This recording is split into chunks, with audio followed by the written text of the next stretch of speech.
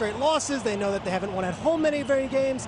I spoke with Cliff Kingsbury before the game and says, I get it. I'm the fired college coach, and Kyler's the 5'10 quarterback. We just need to go out there, take care of business, and silence everyone. They're ready to go. Let's play some football, guys. All right, Melissa and Peter, it's a third consecutive week they've got a chance to clinch their first playoff berth since 2015. They won the toss, elected to receive. Off we go from Glendale. And it's Greg Dortch, just activated for his third game with the Cardinals, bringing it back with no Rondale Moore today, and he takes it to the 20. That is where this Cardinals offense will begin. Kyler Murray, when we talk about that 7-0 start these Cardinals got off to, he was probably the leading MVP candidate at the midway point because of that. You mentioned the ankle injury, missed November with that ankle injury, disrupted his rhythm. He hasn't been the same. The Cardinals haven't been the same. Well, you talk to Kyler Murray, and it's not because of confidence, as I mentioned in the open. He says, when I step between the lines, I believe I am always the best player, that I can do anything this team needs for us to do to win. And I believe he's going to have a big stretch run because he's got that confidence and believing in what they're doing. Hands it off to Chase Edmonds, who's going to carry the load in this game with no James Conner.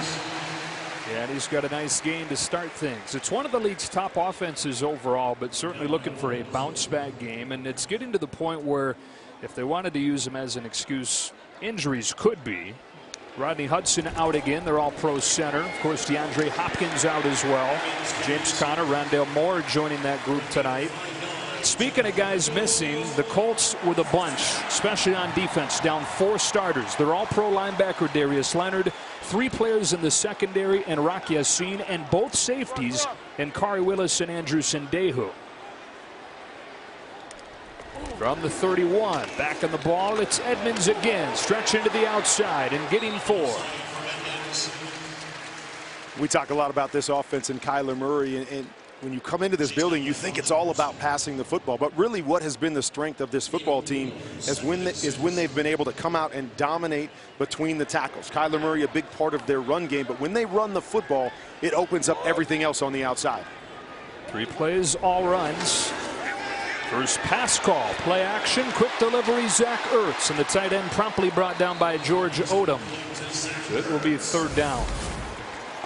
And just the feel of Kyler Murray, get him out in space, so tough to attack. Right here, great job turning his head, seeing the defender and finding a way. He can make every throw. He does a great job with being able to change arm angles. A lot of it comes from his baseball background, but you're going to see him make a lot of different kinds of throws tonight. The only guy ever to be a first-round pick in both sports, football and baseball. Pretty good, right? Pretty good athlete, yeah. On 3rd and 3, this is a flag on the Colts. Or a flag on the Cardinals. Everybody pointing at everybody. Ball start. It is actually on the Cardinals. Offense. Number 79. The 5-yard penalty. Still 3rd down. That is on Josh Jones. You see right there in the middle, just a little flinch with the hands. That's all it takes anymore, because all we got to do is see a little bit of movement. And those guys on the other side are trained to move, step across the ball, and get that call. Jones starting at right guard again. Max Garcia moving over to center, with Rodney Hudson mixing his 2nd consecutive game in COVID protocols. And so they go from 3rd and 3 to 3rd and 8. Colts showing pressure and bringing it. They beat it with Ertz, and a 1st down for the Cardinals. He is a tough guy to blitz. They tried, and Murray beat it to the tight end. And an area that Kyler Murray has gotten so good. Sees that pressure come off the edge. It's what we call a hot, unblocked defender coming. I can't sit back there and hold it. Get it out of your hands. He's gotten so much better at that as he's grown up in this league. Back to the ground they go. Chase Edmonds, not much there. Kyler Murray, 1st overall pick in 2019, and he's gotten better and better in so many ways. I mean, he wins Rookie of the Year in 2019. He was a Pro Bowler last year. For a lot of this season in the MVP discussion, and bottom line, there just aren't many guys in football like him. Well, from a talent level, without a doubt. But what I enjoyed in talking to him was just the maturity level that you saw, that he's really stepped into that role of being a face of a franchise. Checks it down, Edmonds out of the backfield. Pulled down by E.J. Speed, who's starting for Darius Leonard tonight. It'll be 3rd and 3. And he's talked about that maturity, meaning the game is slowing down. Talked about that hot throw he made a couple plays ago. In past years, he would be a guy that sees that pressure and decides, I'm going to just take off and run and elude them with my feet. Sees the game, slows down, knows where his quick throw is. Boom, get the ball out of your hands and play the game inside the pocket. You do that with his athleticism, it's going to be a fun thing to watch for the next decade. He's completed his first 3 passes, trying to pick up another 3rd down conversion. Zach Ertz has been his favorite target on this opening drive. Already 3 catches for the tight end. This one takes it into Colts territory. Nice job here by Zach Ertz. All about body, being able to lean on the defender and then separate. And Kyler Murray, once again, with a different kind of throw, just laying the football out there, allowing his receiver to separate and go get it. Quick trigger again. This time Antoine Wesley seeing an increase in his role with no DeAndre Hopkins. A quick start, vital for this Cardinals team that fell in a big hole against Detroit last week. They felt like started to press as a result. The style of play that Cliff Kingsbury's team wants to have on both sides, a lot of it's predicated on starting fast. Exactly right. If their offense can start fast and get a lead, it plays to the speed on defense, and something that they've struggled with a couple games ago against the Rams. Had a chance to start fast, interception in the red zone, flipped the game, and they struggled from that point on. Murray keeps it, gets a couple, and got it out of bounds by speed. And it is yet another 3rd down in this opening Arizona drive. This was something that Cliff Kingsbury talked about in our meetings, is we've got to win 3rd down. Obviously, it helps for our rhythm offensively, but as much as anything, it's about keeping the Colts and that dominant run game off the field.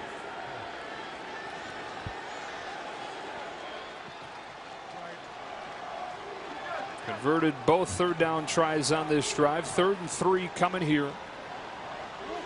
Colts showing pressure and bringing it again. First throw down the field. Christian Kirk couldn't pull it in. Dropped it right in the bucket, but off Kirk's hands. 4th down. You're going to watch Christian Kirk here. He's just going to run a fade route. Dips his shoulder. Nice job getting separation. Really a good ball. Just wasn't able to track it and get those hands together. Talk about that all the time. Got to have those hands touching, those pinkies touching, and not let that ball squeeze through their hands just a little too far apart. Holder, by the way, is Colt McCoy with Andy Lee out in COVID protocols. So the backup quarterback McCoy to hold for Matt Prater, who tries it again from 51 yards. He's made more from this distance than anybody in NFL history, but he misses this one wide to the left. And so the Cardinals, despite an impressive opening drive, come away empty-handed.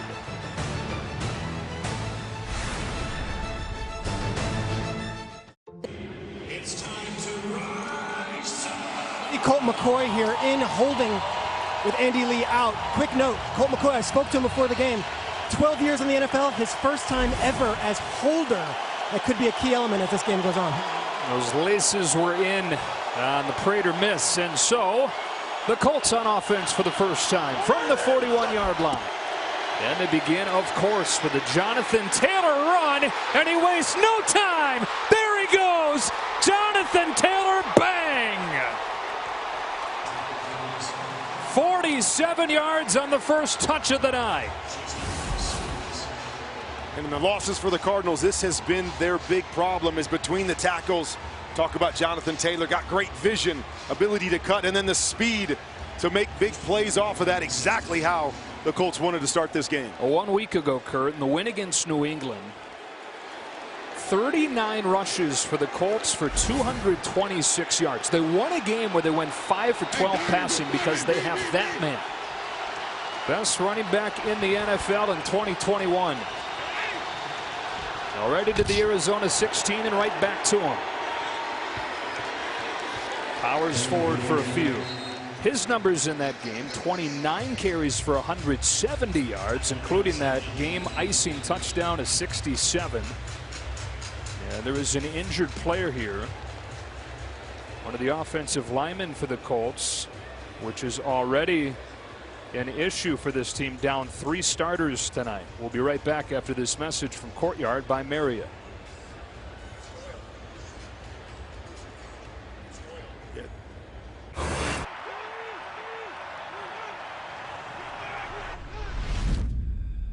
Okay, buddy. You ready? Just run as fast as you can. Keep your arms out and your eyes on the ball. And once you catch it, never stop.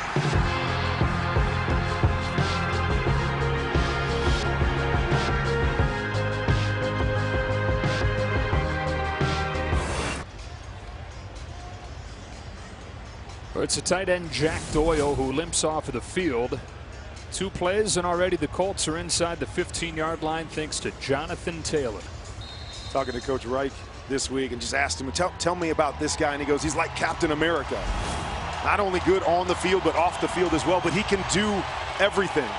Great speed, great vision, great power. And really the reason why we talked in the open that Carson Wentz hasn't really had to carry this team at any point in time during the season. 2nd down, 7. Opening Indianapolis drive. First throw is a quick one to Michael Pittman. Comes downhill and sets up 1st and goal just like that. Well, Pittman far and away the standout on the outside for the Colts. He's now over 900 yards receiving this year. The next most on the team available at receiver tonight is T.Y. Hilton with 196. The second leading receiver, Zach Pascal, is out. And Pittman really has stepped up this year. They needed to have that go-to guy. As you said, T.Y. Hilton, been injured in and out of the lineup. He's done a tremendous job of becoming that go-to guy for Carson Wentz. Taylor got hit at the line and lost a half a yard. Chandler Jones in there with Joe Walker. Chandler Jones on the backside, just being able to squeeze and finish. Can't leave any gaps there between the offensive tackle. Constant pursuit when you're playing against Jonathan Taylor. 2nd and goal.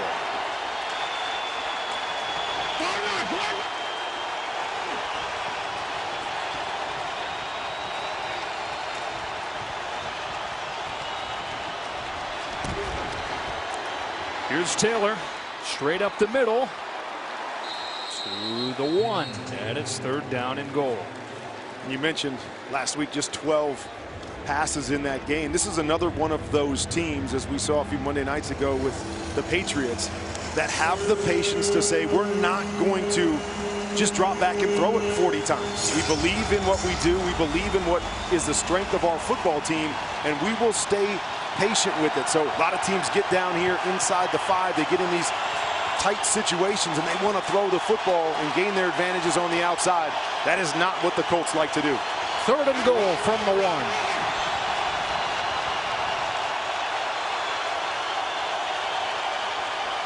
1. Wentz will look to throw. He pumps, he throws, he's got a touchdown to T.Y. Hilton.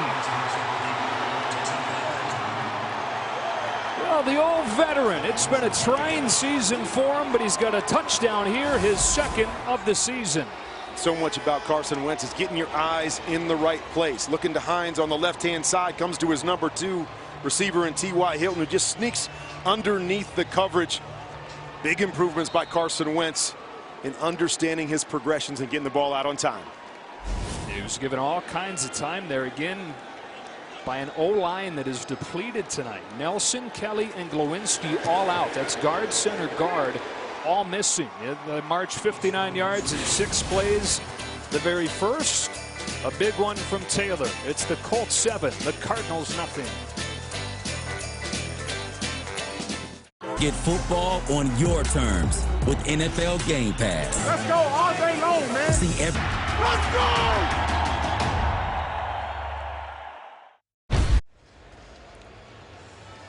Tomorrow on NFL Game Day morning, Trayvon Diggs gets a little help breaking down film from his son, Aiden. Santa Mooch and crew gets you ready for all of Sunday's games. NFL Game Day morning tomorrow at 9, live on NFL Network. Santa Mooch, I'm sure he's got a really good gift for me. Yeah. Cannot wait. Colts in front 7-0, playing on Christmas Day for the first time.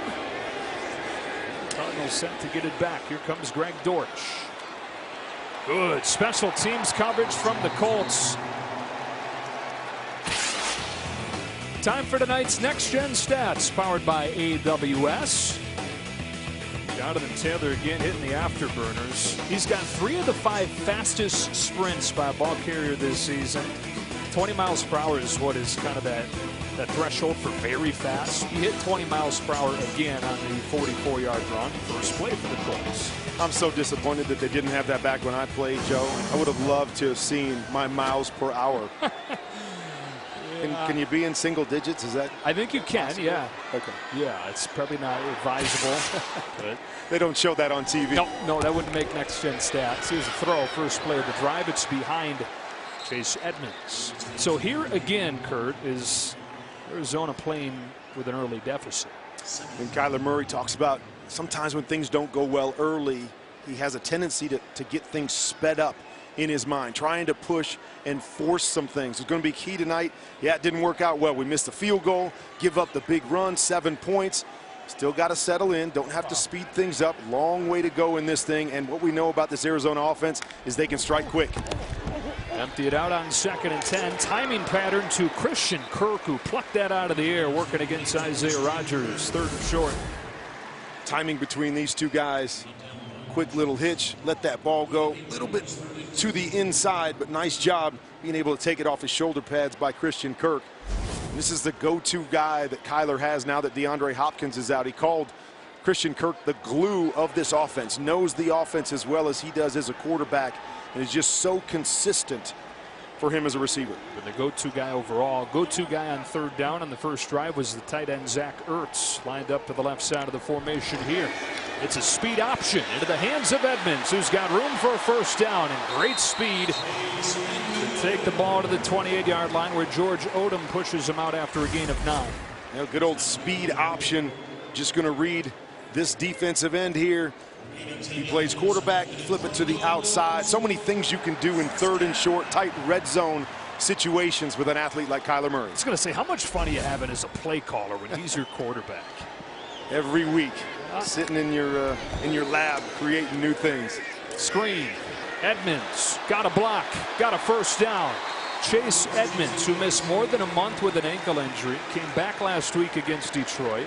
Quietly, he leads all running backs, averaging 6 yards per touch. So good early in the season, then suffer some injuries, and James Conner, I think, was a welcome surprise for this team and what he has brought to the table. But nice having Chase back, with James Conner being banged up a little bit the last couple weeks. And again, Conner out tonight, so it's Jonathan Ward that comes in. Murray pulls it on the read play, and there goes Kyler Murray, bursting free. Kyler Murray, a foot race, 1st and goal.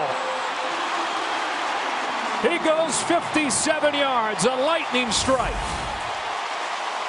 Says he can't remember the last time he didn't feel he was the best athlete on the field. Another zone read, get up into the secondary. Could have hit the grass right there, but forget it. I'm faster than all these guys. Get a clock on me. And the angle is just enough to prevent him from getting in the end zone. That's a fun one to put the MPH on. Your runs, nope. Yep, We'll exactly. let those be. Yeah. 1st and goal inside the 5. They flip it to Edmonds. Convoy thrown out of bounds by E.J. Speed. I've actually called a couple of their losses here in this building against Green Bay and against the LA Rams. And even in those games when they didn't have their rhythm, what you notice is how quickly they can strike. They can change the complexion of the game very, very quickly. And I feel like they just got the football, and here we find them already on the 2-yard line. Looking for a quick response, something they couldn't come up with in Detroit last week. And that quick deficit grew and grew into an embarrassing loss to the 1-win Lions. On 2nd and goal, Edmonds straight ahead has a touchdown. And the Cardinals waste no time answering right back.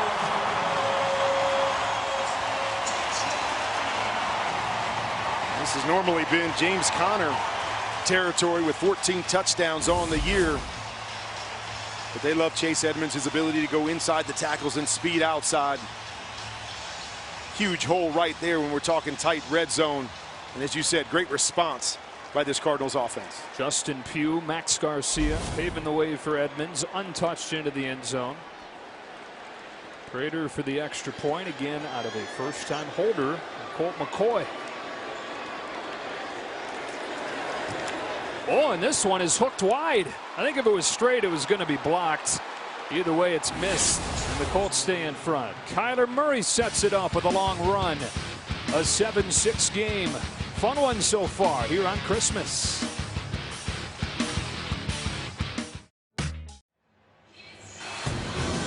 Here's a playoff picture presented by Lowe's. Colts at 8-6. They're one of the 5 teams in the AFC sitting with that record. There's a real small shot at them winning the division, but a very large chance of them getting in as a wild card team. Arizona on the other side trying to clinch its first playoff berth since 2015. They're going to the postseason, barring a complete catastrophe here down the stretch. They need just one win or a tie to clinch that. Amazing to think that the Colts started 0-3, 1-4 on the season, but talking to every single man in that building, there was no panic. That they believed in the guys that they had in the room and that they would get things turned around. Well, part of the reason they turned it around, they started leaning more and more on Jonathan Taylor, who leads the NFL in yards by you name it.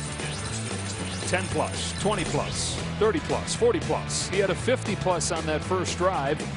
Leads the NFL in all those categories. Wow, you think somebody else might sneak into one of them? Right? That is amazing. Well, the Colts go back to work from the 25.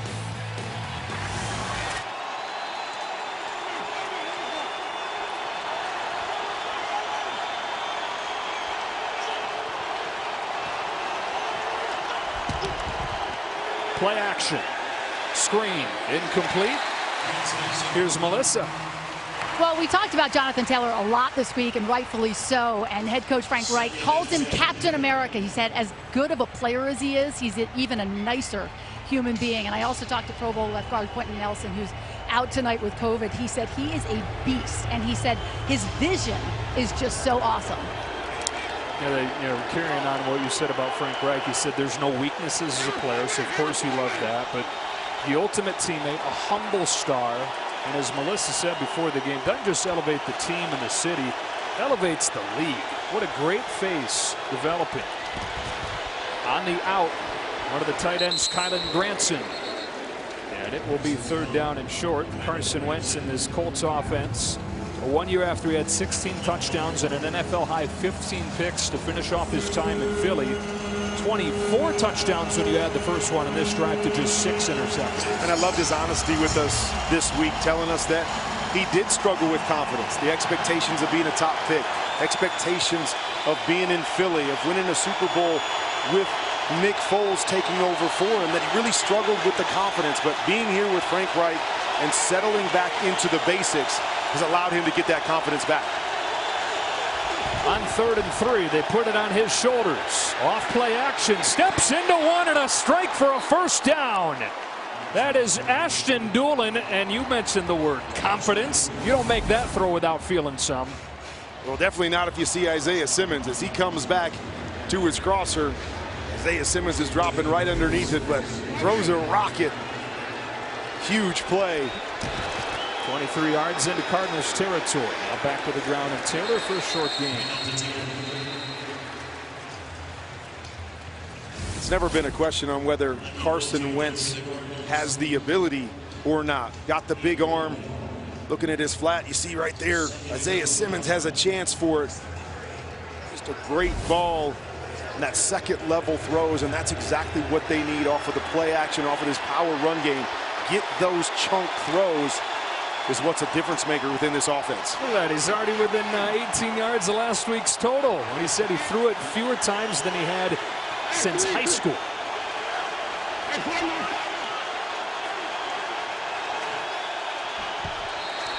Flags fly. Like Corey Peters is trying to snap up the play clock running out, but it appeared to be early.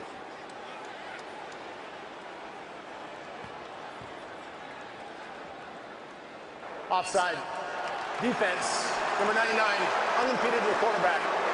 It's a 5-yard penalty. Still 2nd down. And he was early. Let's go back down to Melissa. Joe, you mentioned at the start of the game, Frank Reich saying earlier this week, if we're going to get where we want to go, at some point, Carson Wentz is going to have to be a star. And I asked Wentz about it. He said, to me, that's not my mindset ever. So Reich clarified. He told me what he meant was we're going to need a 4th quarter drive somewhere along the way where we say Carson came through in the clutch. He said, I'm not saying he's got to be a superstar, but I know he can be. It's off to a good start in this one. 4-5 with a touchdown. And movement again, flags again.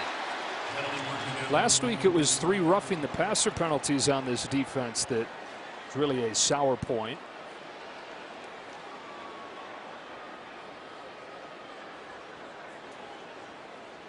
Neutral zone infraction.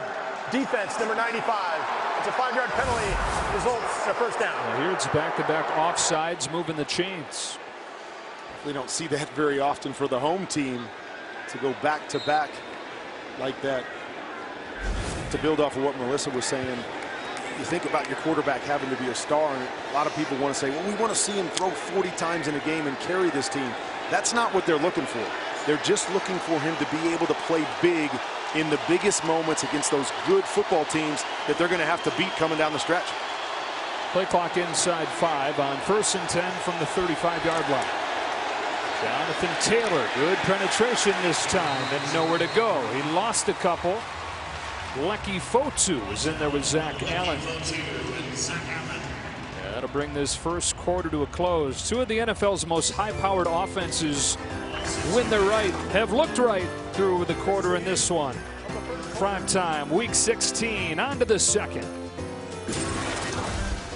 Is NFL Total Access. It's TA from LA. If it happens in Total Access, only on NFL Network. 7-6 game, bunch of big plays in this game already. Jonathan Taylor finished last week's game with a 67-yard touchdown run. Started today's game with a 43-yard run. Kyler Murray with the longest run of his career as he ripped off one from 57 to tee up a touchdown. And we begin this second quarter with a second down for the Colts from the Cardinal 37.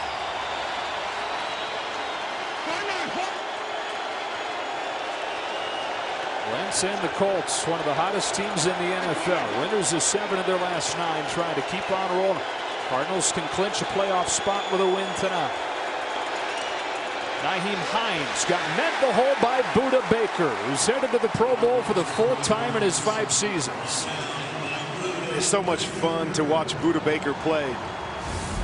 Told him before that I love to watch the Cardinals defensive film, and I watch the ball with my eyes, and I just wait to see that flash come out of the corner of my eye, my peripheral, because I always know that it's Budda Baker. He plays this game at a completely different speed. 3rd and 10. The Cardinals early on this season so good on 3rd down because they had teams in 3rd and long like this.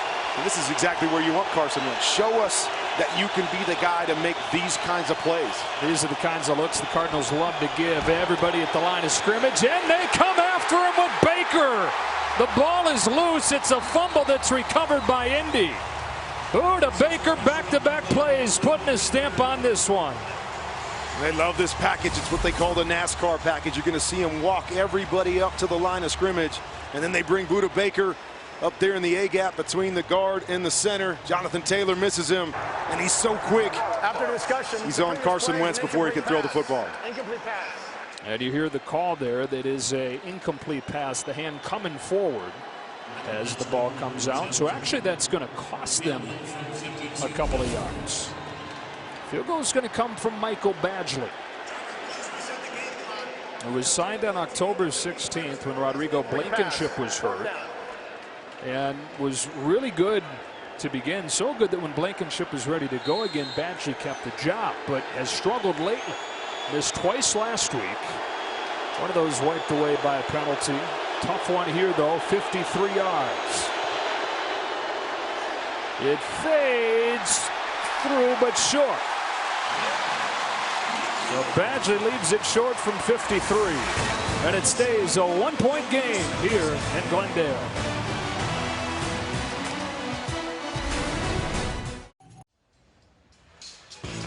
Well, any MVP discussion midway through this season had Kyler Murray right at the start of it, as he went 7-1 over his first 8 starts, injured his ankle against the Packers, and in the 3 games since returning just hadn't quite been the same. Although this was a sight for sore eyes as he took off, that ankle looking just fine.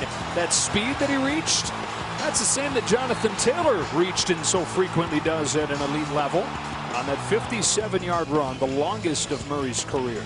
And you look at those stats, and those stats are all pass-oriented. What you also have to realize is what Kyler Murray brings to the table in the run game don't always show up on those stats when we're comparing quarterbacks. After the missed field goal, Cardinals take it at the 43.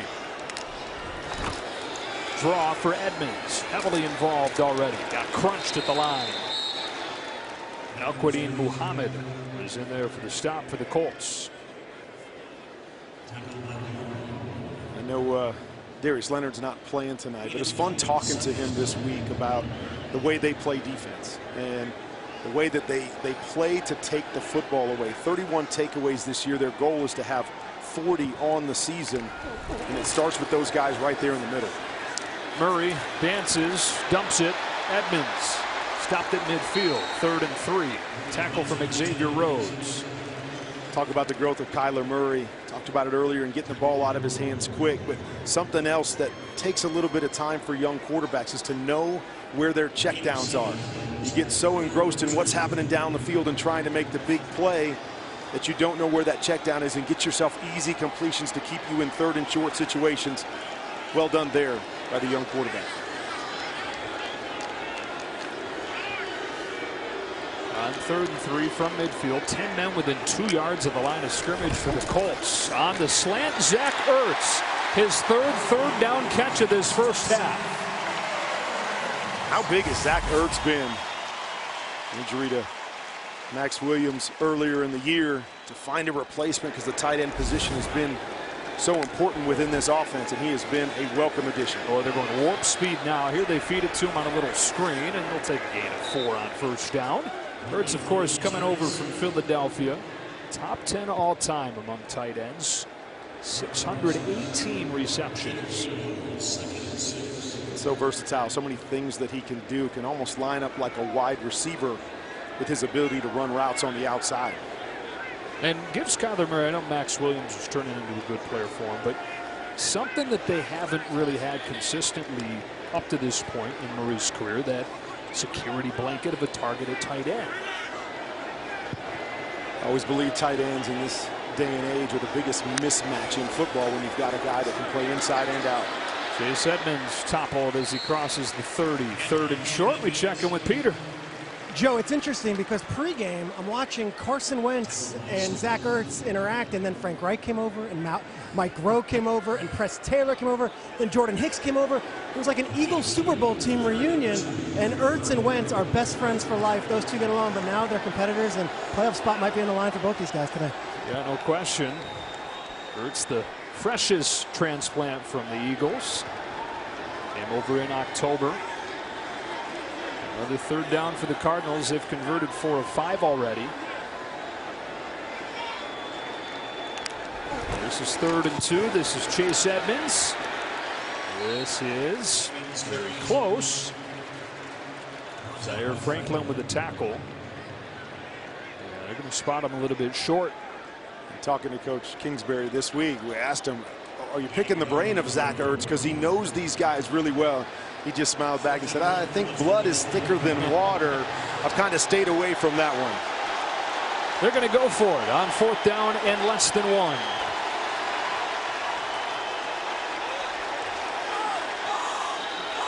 Flag flies. Movement up front is going to change the equation. False start. Offense. Number 79. It's a 5-yard penalty. Still 4th down. 2nd one on Josh Jones. They've always been very aggressive in these 4th down situations when you got a quarterback that gives you that extra man. Slight little movement on the right side. Big mistake in a crucial situation. And so it becomes 4th down and 6. They're going to go for it still. They kicked from about this spot on the field on their first drive, but with a first-time holder in Colt McCoy, laces were in, and Matt Prater missed it. So they're going to go for it here.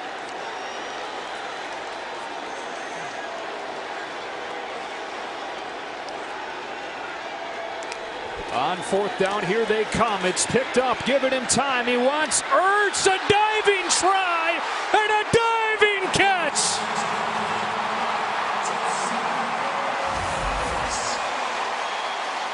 Well, there you go. What a huge addition. Just tip it to yourself. Catch it with your elbow. Keep anything between that and the ground. What a great play by Zach Ertz as he was getting bumped. Hustle to the line, forcing Frank Reich, if he thought there was any question, to throw that challenge flag. Indianapolis is challenging the ruling on the field of a completed pass.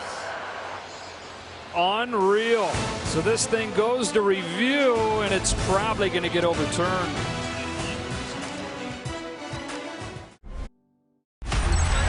Good Morning Football, weekdays at 7. Get up good.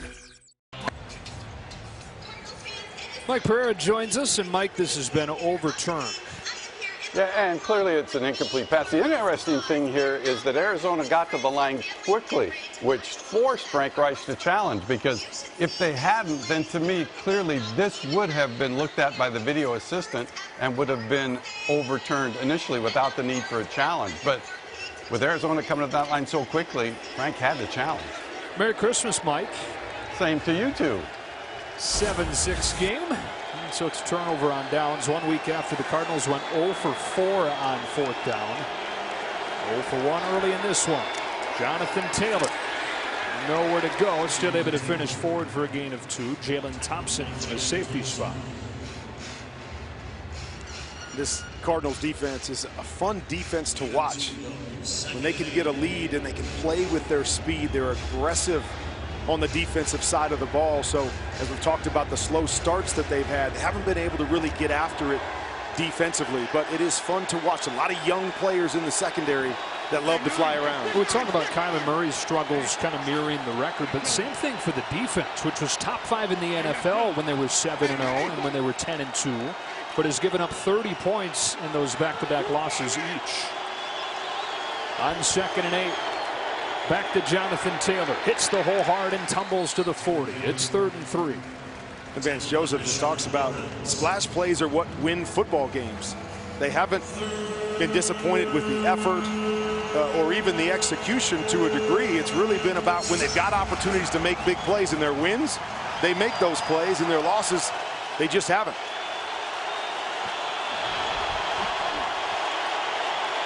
Wentz off his back foot as a wide open Michael Pittman. First down, Colts to the 49.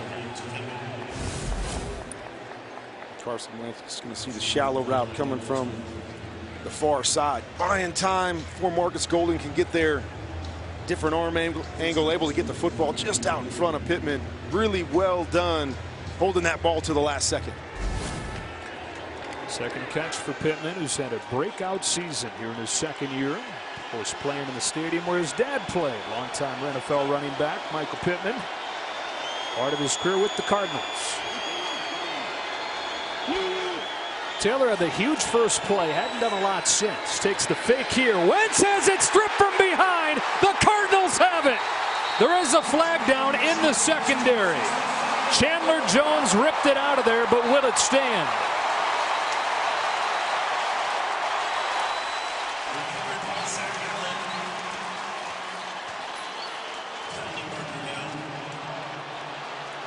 Judging by the body language, no. Illegal contact. Defense, number 7. It's a 5-yard penalty and automatic first down. Well, they got one of those splash plays you said had been missing, but it's wiped away by the penalty on Byron Murphy. So tough. You get hung up with the receiver. Can only be hung up for about 5 yards, and you see that left hand riding T.Y. Hilton all the way down the field. Man, big break there for the Colts as Chandler Jones, who started out the season with a 5-sack game, been slowed by COVID and some nagging injuries, but big play right there that could have turned the tides for the Cardinals. Chandler Jones, Kurt, has more sacks and more forced fumbles than any player in football since he debuted a decade ago, and thought that he had had one of each. Instead, the Colts still with it. Jonathan Taylor hit in the backfield. Guess who? Chandler Jones. That's a monster. He is a monster. You're also better off if you actually hit him, but you see the speed and elusiveness for a big, tall guy. The ability to avoid the pulling guard and get around and make back-to-back big plays for this defense. All right, so first carry, Taylor went 43 yards. Since then, 8 carries, 9 yards. And it's worth repeating. The Colts are down 3 starting O-linemen tonight.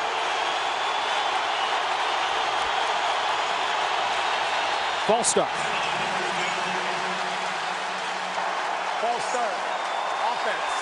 69. The 5-yard penalty. Second down. Matt Pryor. You can hear the Red Sea showing up here on Christmas. I know from actually playing in this building that there's a huge home field advantage when you get into this place, and I always love to have the roof closed as the roof is closed tonight. Get really tough on the away team.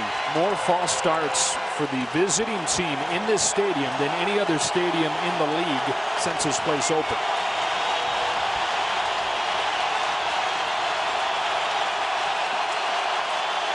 Here they come. Quick throw. Hines with a diving catch.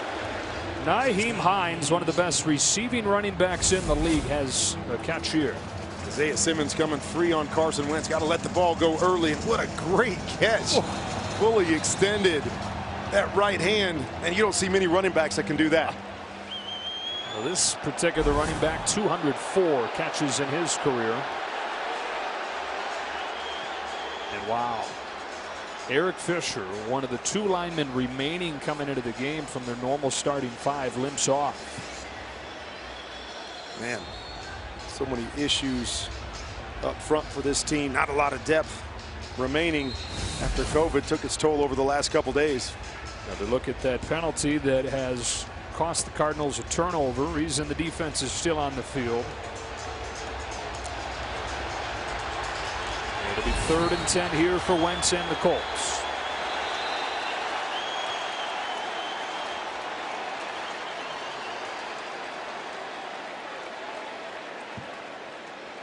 It looks like Cliff Kingsbury Arizona is challenging the ruling on the field of a completed pass.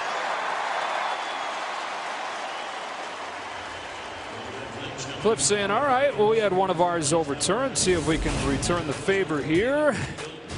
You be the judge.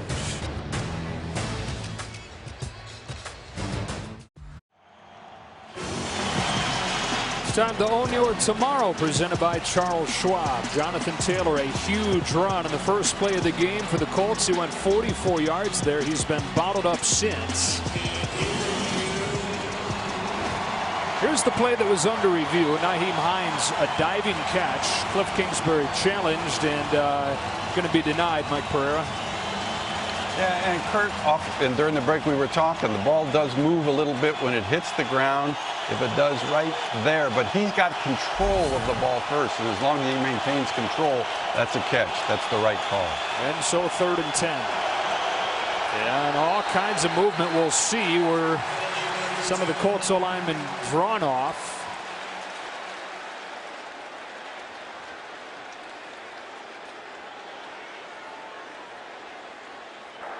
False start. Offense. Number 69. The 5-yard penalty. Still 3rd down. It's a second one on this drive on Matt Pryor. That one was close right there as Marcus Golden was making a move down the line. I thought maybe his helmet was across the ball, and Pryor thought it was. That's why he made that move. But another benefit of being the home team. Pryor starting at right guard tonight. Mark Glowinski out in COVID protocols. 3rd and 15 from midfield.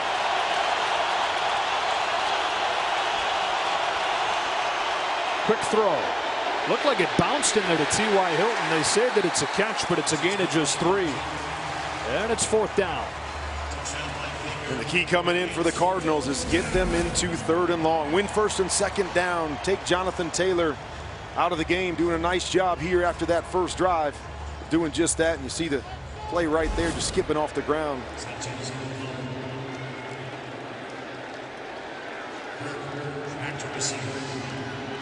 First punt of the game for either side. Rigoberto Sanchez, one of the best in the NFL. Christian Kirkwig's back on it. And takes a fair catch inside the 10. We'll be back right at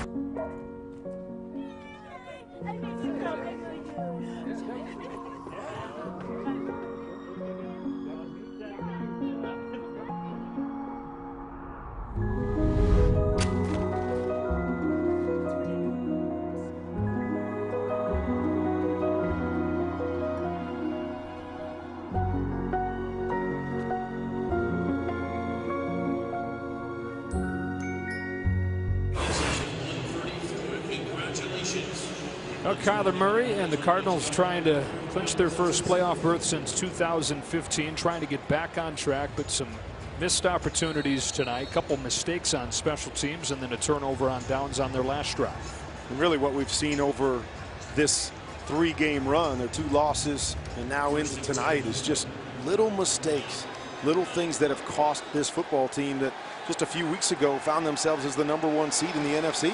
10-4 at this point. Trailing 7-6. Chase Edmonds into the arms of DeForest Buckner. The ball comes out. It's a live ball. Now the officials come together and say that he was down. The ruling on the field is that the runner was down by contact. Al-Quadin Muhammad was hoping he had a Christmas touchdown.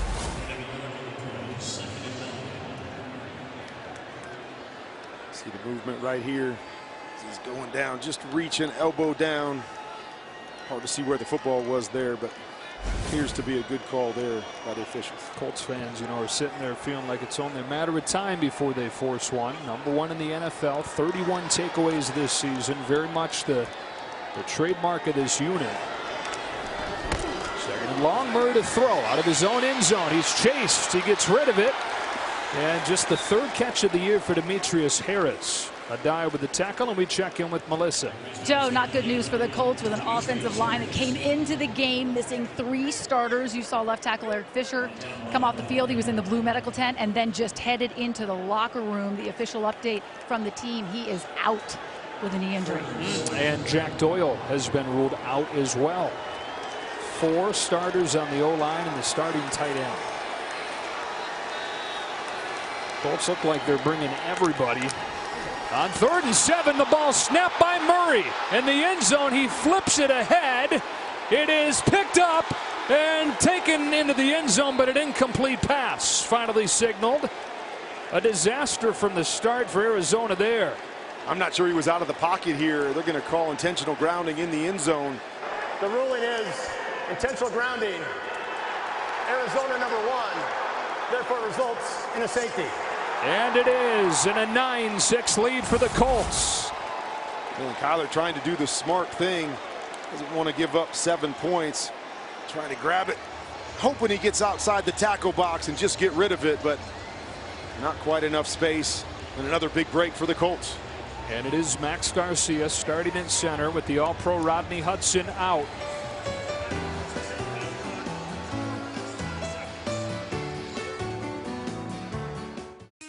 We're all here for football. Best in the league. NFL Network. We're here for football. Another mistake here, Kurt, plagued the Cardinals and leading directly to 2 points for the Colts. And nothing more frustrating as a good football team than when you beat yourselves. And that's exactly what Kyler's saying is, come on, guys, let's go. These guys aren't better than us. We're just beating ourselves. Free kick after the safety from punter Ryan Winslow. Raheem Hines will return it. Hines trying to get around the corner. Swarmed, and Jalen Thompson brings him down at the 32. Experience the first ever Hard Knocks during the season with the Colts. And get an unprecedented look at the lead up to tonight's game. It's Hard Knocks Wednesday at 10 on HBO. And stream the entire series on HBO Max. Kind of fun to see Hard Knocks in season. Yeah. All come to expect it in training camp, but in season as different things go on throughout the course of a season, to hear and get inside, it's a pretty cool view on what happens inside that locker room and inside those buildings through that 17-game season. Especially when it's been a roller coaster of a season like the one the Colts have had with the 0-3 start. Winning 7 of their last 9. Taylor runs low to the 39 behind this depleted offensive line. He's got 7. And here's what we talk about with the Colts, right? No panic. 4 minutes to go. A lot of teams are going to come out and say, hey, we got to speed this thing up. We got to throw the football, try to get points before the half. Frank Reich says, nope, this is what we do. We got plenty of time. We're going to run the football because we believe we can get just as big of plays handing the ball to Jonathan Taylor as we can through the air. And yet another player down for the Colts. This is unbelievable. This is unbelievable. Left guard Chris Reed is replacing Quentin Nelson.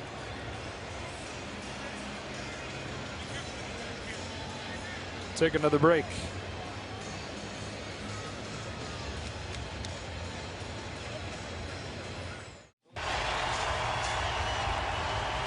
Chris Reed, who is replacing Quentin Nelson at left guard, is now the 5th offensive lineman the Colts are without.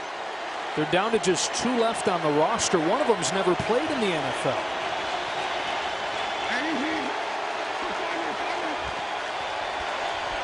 Second and short, toss into the short side for Taylor, and he gets dropped. Devon Kennard brings him down for a 2-yard loss, and it's 3rd and 5. Here's the list of guys out at this point, Kurt. I mean, we're not talking just guys, right? We're talking all pro level players and then the replacements too.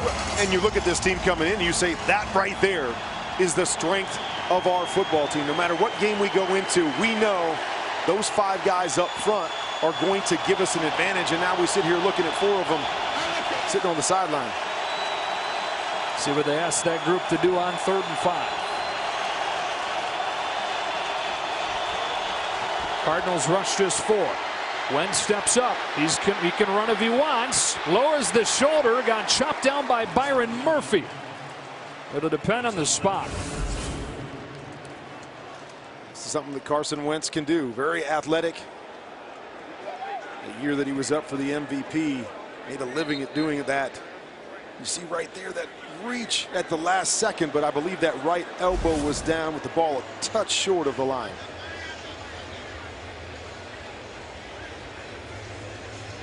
They're going to measure it. Mike Pereira, what do you see on this one?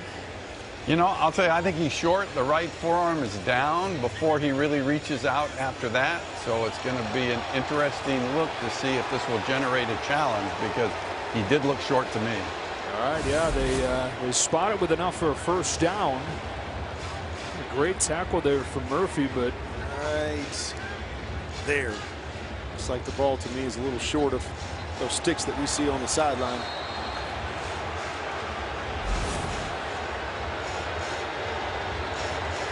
And they're showing it on the giant video screens here at State Farm Stadium, so the crowd's seeing it. You see the players on the field putting their palms up saying, hold on. Coach Kingsbury already challenged one and lost that challenge, so you got to wonder, you take that chance. 2-minute warning in a 3-point game. This is the 2-minute warning.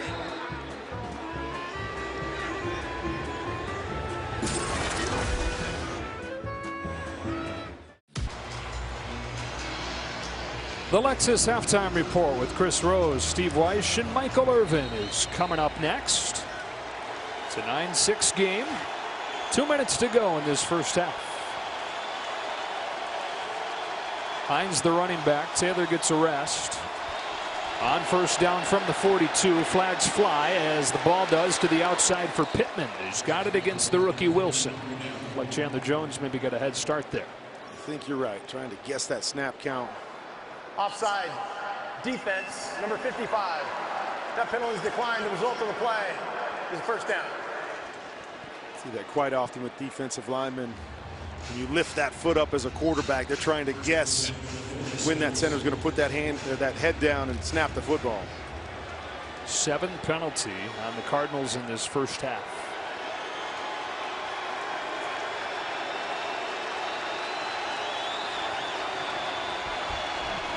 Cardinals bringing heat. Wentz throws for Pittman again. Back-to-back receptions. He goes over the top and gets 15. Always 2 approaches as a quarterback when a team brings pressure. Attack the pressure or know that they're limited on the backside, which is what Carson Wentz does there. Know that they're popping Marcus Golden out from his linebacker position. He'll get that easy completion. Nice little finish from Michael Pittman. Inside a minute and a half. Wentz 9 out of 11. 1 week after he went 5 for 12.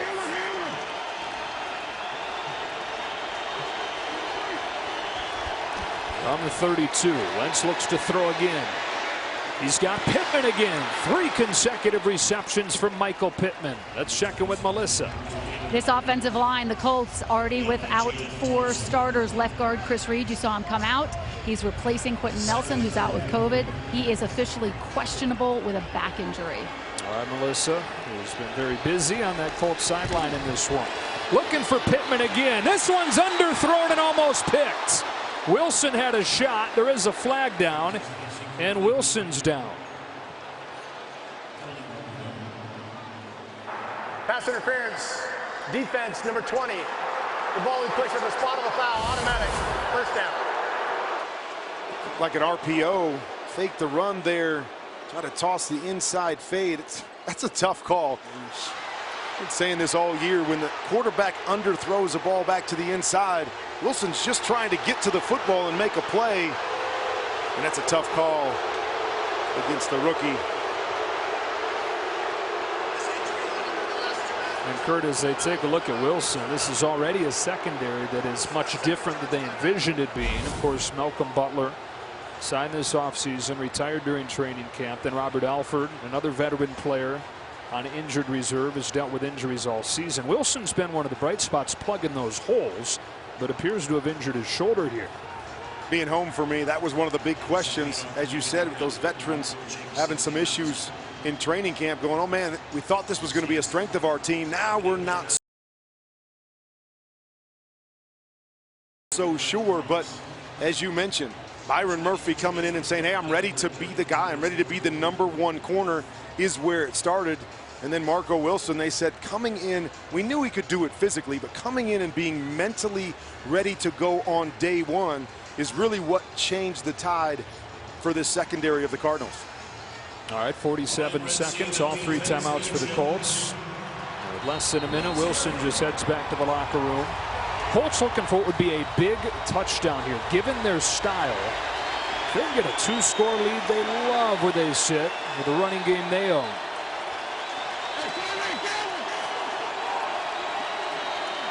Drive's been all about Michael Pittman. They line up in the slot to the bottom.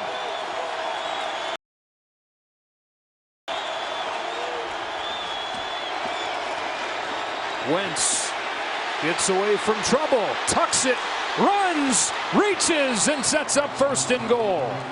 Carson Wentz with a gain of 12, and it's 1st and goal at the 1. Chandler Jones going from Carson's backside. Almost gets there. Coming back, though, with a hold on the Colts. You see it right there. Get up just underneath the pads. What prevented Chandler Jones from probably getting to that football. It's Julian Davenport, and at this point it's almost redundant to say he is a replacement. The only guy standing from their normal starting 5 is the right tackle Braden Smith. Tough assignment. Oh, and one-on-one with Chandler Jones all day long when you come in. Not sure you're going to play football. This time Pittman to the top of the screen. Wentz over the middle as Mo Alley Cox.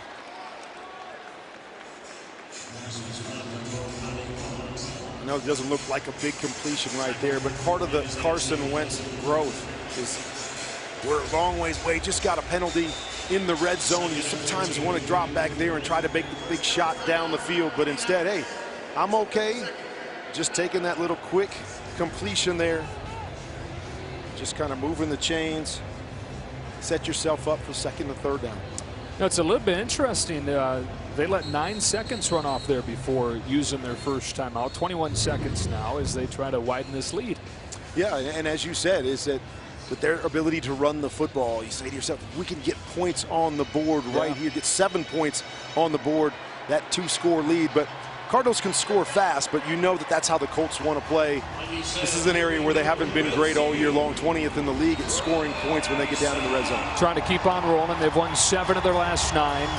Huge win last week against the Patriots in primetime, trying to make it back-to-back weeks with primetime wins against playoff caliber teams. 21 seconds, 2 timeouts, 2nd and 15. With Carson Wentz here, you just want to make sure that you assure points for your team. Don't have to force anything down here. It's a screen. Mo Alley Cox cut down by Baker. Flag flies. The end of the play. Frank Reich was saying, we're not going to let you take that chance. Call something safe.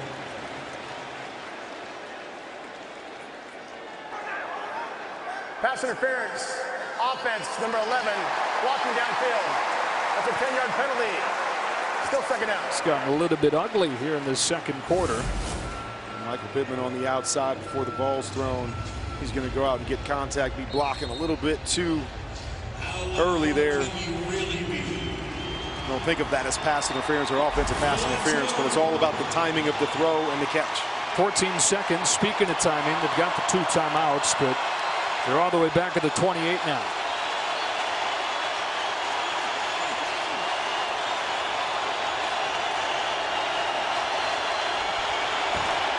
They'll run it. Hines gets a few. And at this point, it looks like they use that second timeout with 9 seconds.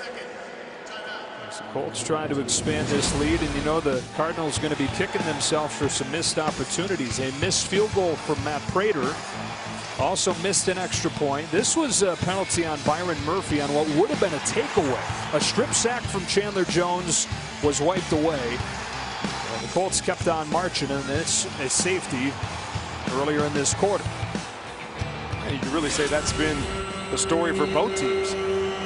Mistakes on both teams, as this thing is just a 3-point game at this point, and we'll see how this finishes out. But it's been mistakes here for the Colts as well as they've approached the red zone, preventing them from getting 7 points. Be an interesting play call here from Frank Reich.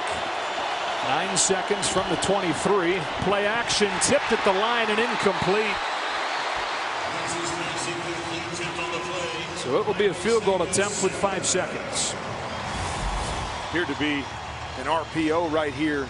See Isaiah Simmons come off the edge, just going to try to flip it over the top and get an easy completion, but that was almost disaster right there.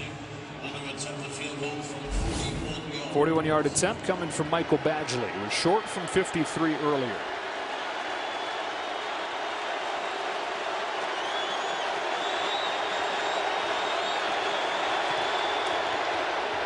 He's got this one. Still 1 second left on that clock, and a 12-6 lead for the Colts. A little bit of breathing room, but as I continue to say, every time I watch this Cardinals team play, they can score so quickly. You're going into half saying, man, we missed an opportunity to get 7 there with our mistakes. Carson Wentz, 11 out of 14, 97 yards in this first half. For Jonathan Taylor, 43 yards on the first play for the Colts, 14 yards on 10 carries otherwise. But Carson Wentz is playing the game that they want him to play. Is that in the past when he was in Philly, oftentimes he felt like he needed to play hero ball. I need to make the big play. I've got to buy time and try to throw the football down the field. One thing he's done really well in this winning stretch that they've had is I got to play the game that's being called. I don't have to do extra. I have confidence and trust in my defense, in the run game, to just take what the defense is giving me. And like we talked about, for that night to happen where it's Carson Wentz's night, that doesn't mean he's going 35 for 40 for 400 yards. That means he does the right things for a few quarters, and then when the game's tight late, he makes the plays that they need him to make. This kick brings his first half to a close. 12-6, Colts in front. Stay tuned for the Lexus halftime report coming up next.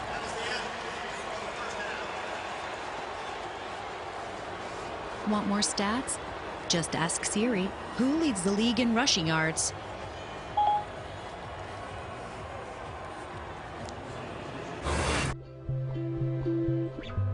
Grandma, how wide are 2 reindeer? 27, 28, 29.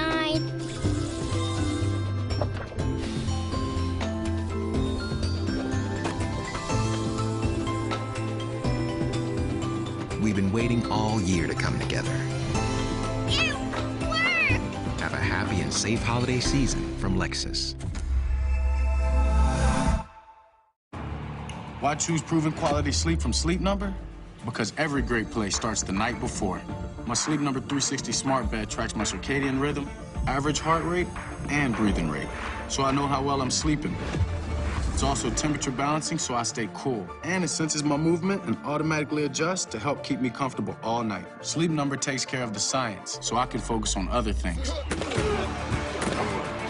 The Sleep Number 360 smart bed is on sale now, only from Sleep Number. Jonathan's the absolute game changer. Don't miss your chance to experience an all-access look at an NFL team during the season for the first time ever. 1, 2, 3. Watch the Colts battle for their place in the playoffs.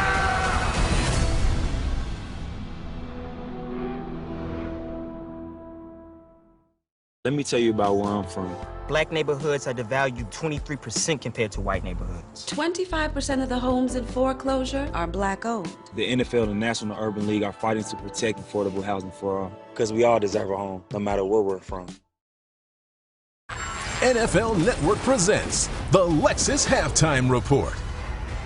Pretty good first play from scrimmage for the Colts and the NFL's leading rusher, Jonathan Taylor, but very quiet after that. Still, the Colts good enough to lead out in the desert 12-6 at the break.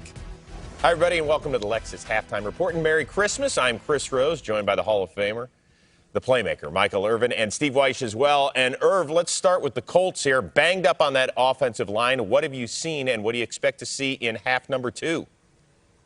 Man, and that's the thing that we talked about in the pre-show. You know, missing 3/5 of your offensive line. And those guys, especially guys like Quentin Nelson, who's the best, probably best lineman in the league.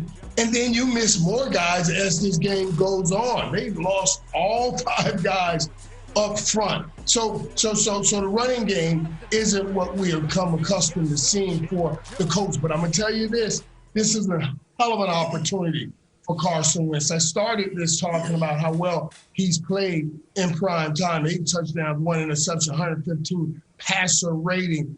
3-1 on a record. This is a prime time, big moment for the Colts, and Carson Wentz can grab a lot of people's attention by showing up and playing well here.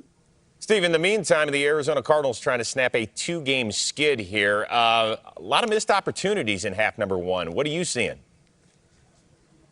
Well, Chris, missed opportunities, but this goes back to their previous 2 games offensively where they're having problems scoring. Remember, this is a team that scored just 12 points last week in a loss to Detroit. So now you look at this half. Kyler Murray's all over the place. They're having penalties that put them in negative situations where they're trying to gain long yardage. I mean, Zach Ertz has really been the only consistent offensive performer, and they just have not looked right since Nuke Hopkins has been out of the lineup. You know, look, early on they tried to go up-tempo. That was sort of okay, but they just seem to have lost their offensive identity. They have got to get it back because right now the Colts are just going to try to grind this down and burn clock and give them limited opportunities on offense. Hey, I know it's only Saturday night, but a quick reminder for you that Monday morning here on NFL Network, wake up with Good Morning Football. They're going to break down the playoff picture, recap everything from Week 16. It's Good Morning Football Monday at 7 o'clock live right here on NFL Network. Kyler Murray, career best 57-yard scamper.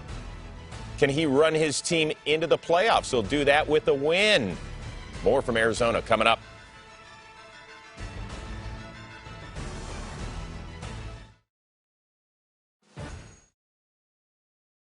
Hey, who's in charge of music in here? Huh? Who's in charge of music in here? Anybody got some Christmas carols? Get some Christmas music in here.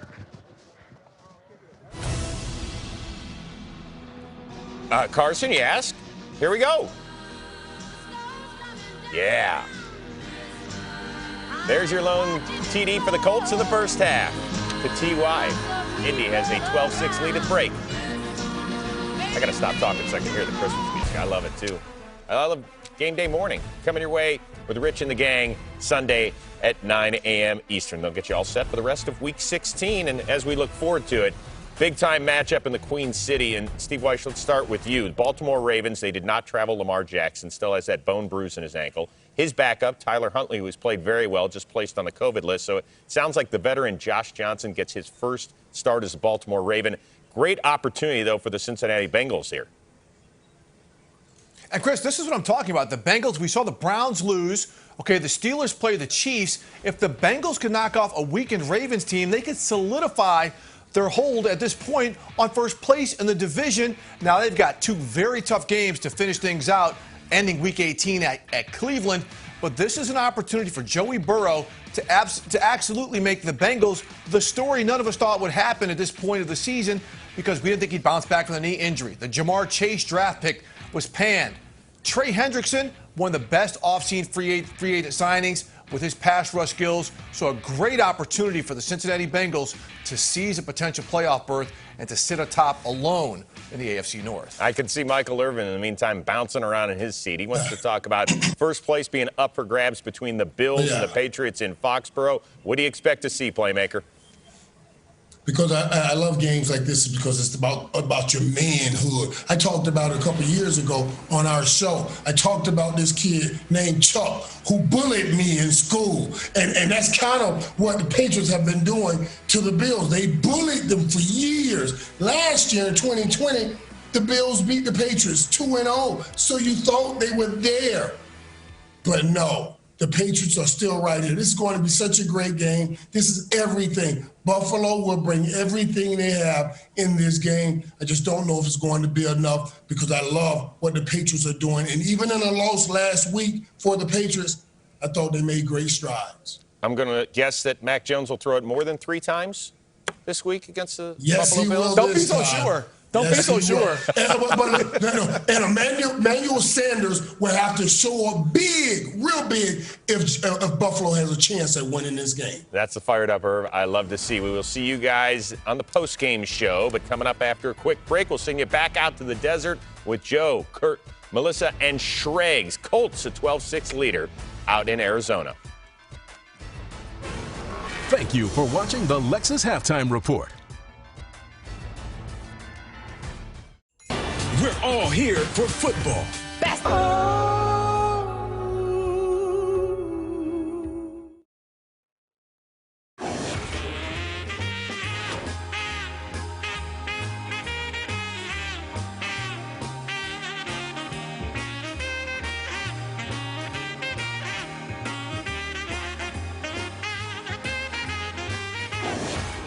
It's Game Flow brought to you by Progressive as we welcome you back inside here in Arizona, getting ready for the second half. Hope you're having a great Christmas. Joe Davis, Kurt Warner. Kind of a weird first half, right? We saw some big plays early on, some rhythm from the offenses, but just out of sorts in the second quarter. Yeah, and I'm looking at this Cardinals team. We talked about it in the open. They have to find their rhythm. They're down to about 2.5 games now where you go, and a few weeks ago we were the #1 seed in the entire NFL. Now we're struggling to find anything outside of that big run by Kyler. They haven't had a whole lot going for them on offense. And then if you're the Colts, you got it right where you want it, right? You got a 6-point lead. You get in the ball to begin the half. What they love to do is run the ball, and that's what this situation calls for. And you'd love to double up right here. Get that field goal at the end of the half, even though it wasn't what you wanted with some of those mistakes. But now you get the football back, take this ball down the field, make it a 2-score game. Colts looking for their 8th win out of their last 10 games. After the 0-3 start, the 1-4 start, trying to keep things rolling. A crowded AFC wildcard picture. Arizona, another chance to clinch their first playoff berth since 2015. It'll be the Colts to begin the second half with it, and on their sideline, Melissa Stark. And Joe, the Colts would love to do all those things you were just talking about. The big question, though, is their offensive line without 4 starters. I talked to head coach Frank Reich about it, and he said it's just the next man up mentality. It will change the way he calls the game slightly, change some of the protections. He is happy with the score, said we just have to score when we are in the red zone. And his message to the team at the half was, we get the ball here, let's just be consistent on offense and keep that pressure up on defense. Well, Melissa, 1 week after they ran it, 39 of their 51 plays, perfect split, 14 run, 14 pass in the first half here. It's passed open the second half, and it's incomplete, looking for Pittman. On the Cardinals sideline, Peter Schrager. Joe, I just spoke with Cliff Kingsbury. He says it was a sloppy first half. We made mistakes. We're down 6 points. He also acknowledged that they know that the Colts are down 4 offensive linemen. They need to start exploiting that. Look for the defensive line to be coming hot and heavy in this half. They know that the Colts are down a lot of players right now.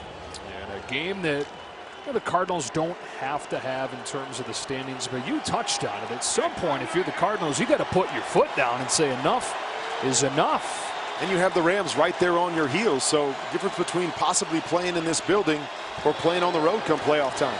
Back-to-back pass plays to open the half. Back-to-back incompletions, but a flag as Chandler Jones hit Wentz after he threw it. Foul. Roughing the passer. Defense number 55.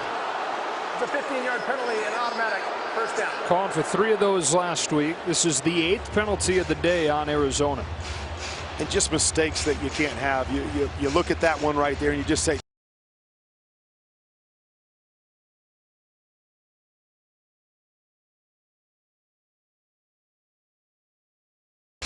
you can't have it, Chandler Jones. I know it's a hustle play, but with the way they're holding the football and throwing it away, he's got to back off right there. There's going to be 3rd and 10 instead. First down to the 40. One housekeeping note for you in regards to that Colts offensive line. Chris Reed, who is questionable to return, is back in there at left guard.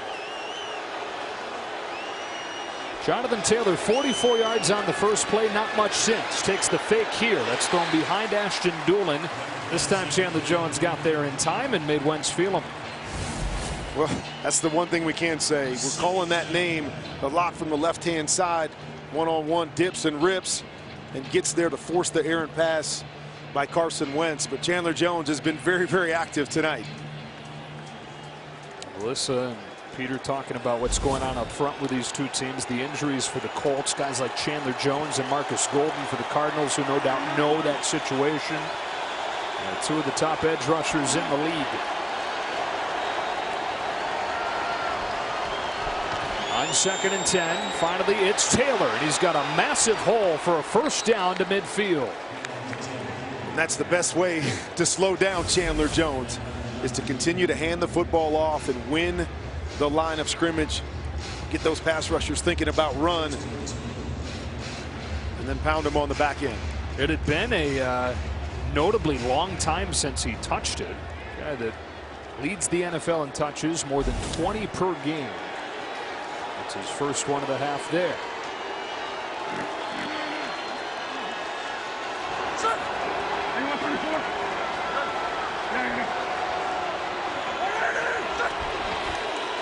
Taylor again. Met at the line this time and driven back by Jordan Hicks, leading tackler for this Cardinals team. Having a great year, especially after the whole offseason saga where they drafted Zaven Collins, and he gets a call that Zaven's going to be the starter right off the bat. Seek a trade, and he talked to us about how tough it was for him to get back into that building. A lot of emotions rolling high. Finally made that decision to come back in, be a pro, do whatever they asked him to do, and needless to say, he becomes a starter and the leading tackler on this defense.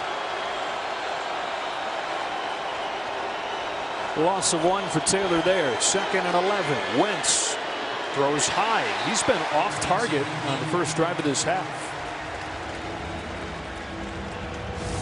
These are throws that you just have to make. He's had a couple of them, as you said. Easy one-on-one completions on the outside.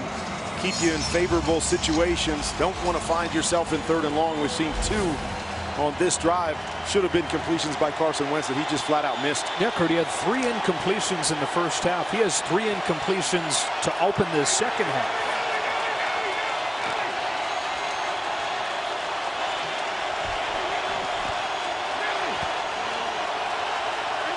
Third and long. Cardinals showing pressure. They bring it. Wentz in trouble. Chased by Baker, and he got him. Buda Baker the sack. Cardinals force the punt. Once again, their NASCAR package where they're going to bring everybody up to the line of scrimmage, and you're going to see Buda Baker come from that left hand. And Carson saw him, but you're not going to outrun that guy. He's a good athlete. But Buda Baker plays at a different speed and a big play for the all-pro safety. Sanchez to punt.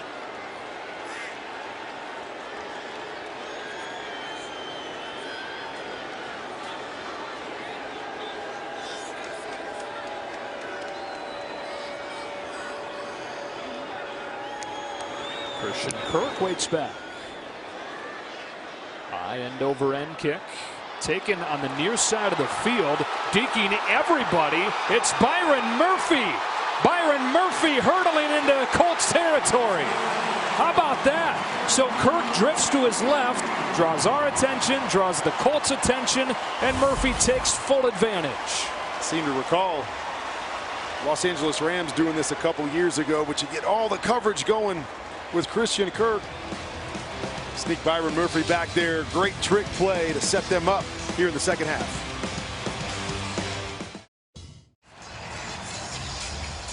This is like one of those oddball gifts you get in your stocking. What in the world happened here? And I just sit back and go, how do you make sure that he kicks it that direction as you set this up?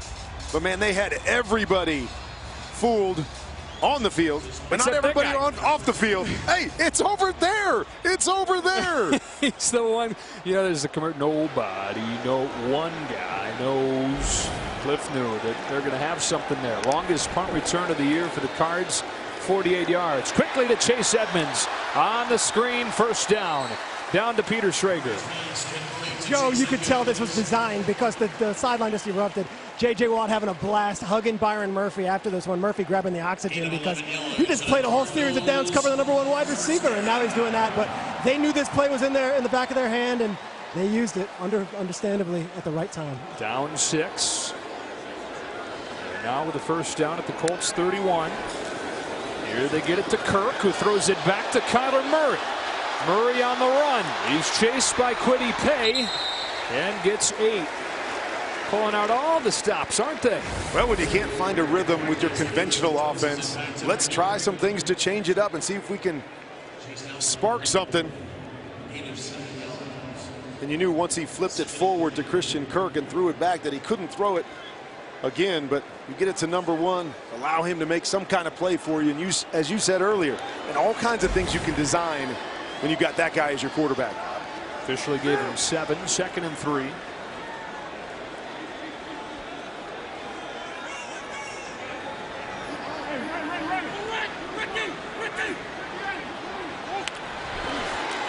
Murray looking to throw down the sideline, lofts it up there. Antoine Wesley for the Cardinal touchdown.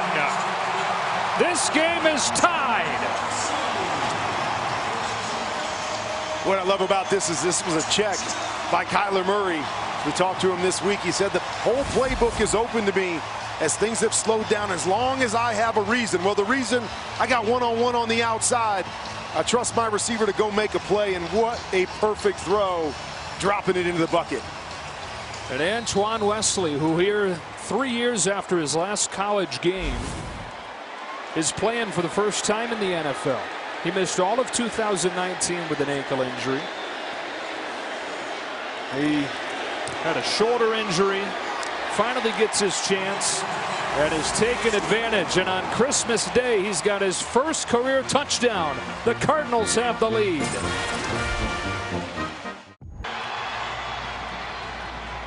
Well, this game in this building has come back to life after a little bit of a mid-game lull. The Cardinals are in front for the first time, 13-12. That is the one thing about this Arizona offense is they can score quickly. You don't take advantage of opportunities to put the ball in the end zone. As the Colts missed that opportunity at the end of the first half, they can strike quickly and change the complexion of the game very, very fast. Prater's kick is out of the back of the end zone for a touchback, and we look back at the first career touchdown for Antoine Wesley. He said Kyler Murray changed the play. He sees this safety drop down, this safety on the right hash, and he says, I got one-on-one press coverage. Rodgers against Wesley, I like my matchup. As we said before, dropping a dime and a great catch to blow this thing wide open. To a guy that Cliff Kingsbury knows well. He was an All-American under Kingsbury at Texas Tech. And then 19 on the Baltimore practice squad. He came here last year, missed all of the season with a shoulder injury, getting a bigger and bigger chance for DeAndre Hopkins out. Tomorrow on NFL Game Day morning, Trayvon Diggs gets a little help breaking down film from his son and Santa Mooch. And the crew gets you ready for all of Sunday's games, NFL Game Day morning. Tomorrow at 9, live on NFL Network. If Mooch is Santa, do you get to be like an elf or do you get any kind of Christmas? No. Santa Mooch likes different elves. We get to sit on his lap and get a present or a gift, if you'd like to say that. It's doesn't always turn out to be a gift, some kind of gag more than it's a gift, but always fun this time of year to just have a little bit of fun with something that we've done throughout the year that Santamooch always picks up on. Colts playing on Christmas Day for the first time. Cardinals have done so twice. Last time they did, they won by 1 on the last-second field goal from Jay Feely. They lead by 1 here. Michael Pittman turned nothing into a gain of 4. Down to Peter Schrager. Joe, something to watch here. We know that Byron Murphy's on one side. Marco Wilson, the other starting corner, has a shoulder injury. He will not return to the game. All right, so it's been Peter Antonio Hamilton with a little bit of Kevin Peterson for, like we touched on, what has already through the year been a pretty depleted group. Talking to Frank Reich this week, said he loves to use the RPOs, and sometimes it's an advantage RPO, as we saw right there. Run game called, get 2-on-2 on the outside, just flip it out there, pick up 4 or 5 yards. Easy completion and make it like a run play. Jonathan Taylor batters inside for 2. 3rd and 3 for the Colts. Rashard Lawrence in the teeth of that defense with a stop. When you feel like most of this game, the momentum has been on the Colts sideline. As we said, that last drive, the big play by Kyler Murray to Wesley, and now a big 3rd down right here. Feel like this building is feeling the momentum shift to the other sideline.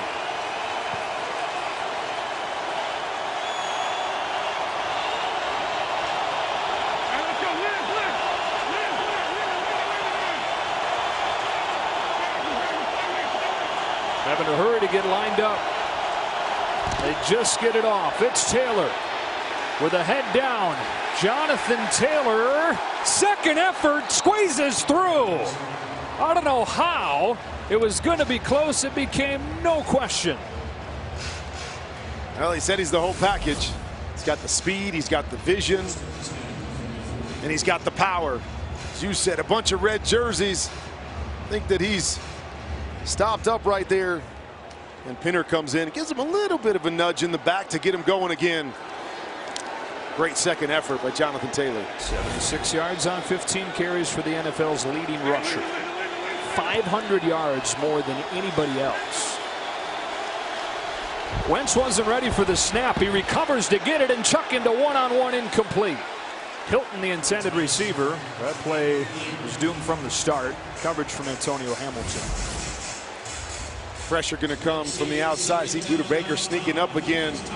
Carson Wentz trying to alert the play, change the play at the line. Ball snapped. Just trying to salvage it. Just throw the ball down the field, maybe get a call. Just don't do anything stupid with it. Carson Wentz, who was 11 out of 14 in the first half, is 1 out of 5 in the second.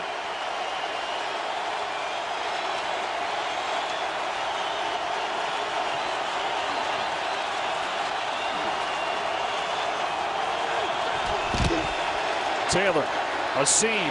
Jonathan Taylor into the second level. First down inside the 45. A gain of 17. But interesting there that Carson Wentz started in the shotgun and then he walked up under center. A lot of talk this week about Carson Wentz's role in this offense. And I know we want to talk about how much he throws it and thrown it 12 times last week. But a big part of his role is getting them into the proper run plays. You see it right here as he goes from shotgun, moves up under center, makes the change, and they bust a nice run. Just like that, Taylor is within 5 yards of 100. It's a rest. Nyheim Hines comes in. There's Wentz again navigating traffic at the line of scrimmage. Hines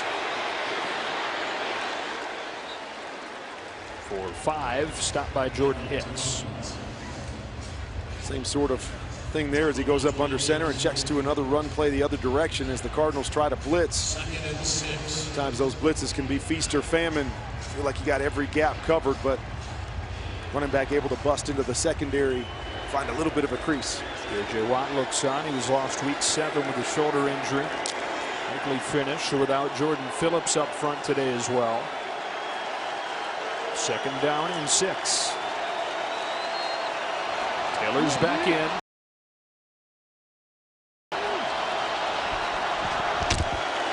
End around. Michael Pittman read well by the Cardinals. And 3rd and short. Byron Murphy, Chandler Jones are both waiting on him. Both teams pulling out all the stops now, trying to get the momentum back on their side. Saw a couple trick plays last possession by the Cardinals. Now we'll come back with the reverse, see if we can sneak a big play, but good job by the Cardinals defense staying at home. Colts are very good on third down to start the game, but Cardinals have stopped them lately.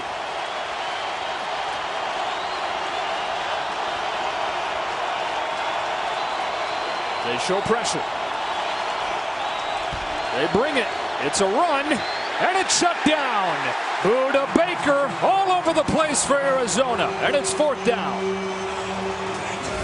Normally when you see pressure, you're going to throw the football. It just sneaks right up under the Cox right there. You just see how quick he is.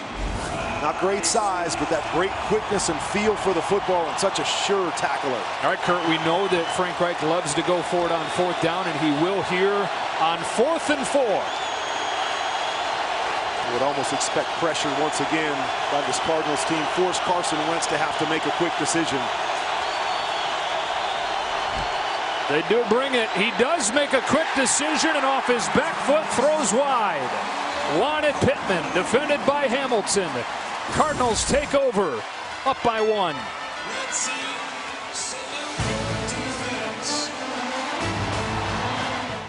Is NFL Total Access. It's TA. Download the NFL app today. Usually you need a press pass to get into the stadium to call the game, unless your name is in the Ring of Honor in said stadium. Then you just get to walk in. Not that you would do that. But Kurt Warner, the Hall of Famer, back in the building. Great times in this building for sure. Been fun to watch this organization grow and this building become what it is. I was able to be a part of the opening of this building back in 2006. This one is incomplete, nearly intercepted as he looked up the seam for Zach Ertz. One play after Wentz misfired on 4th down. We're going to watch this 4th down play. The pressure coming off the edge. Just settle your feet, Carson. I know the pressure's coming.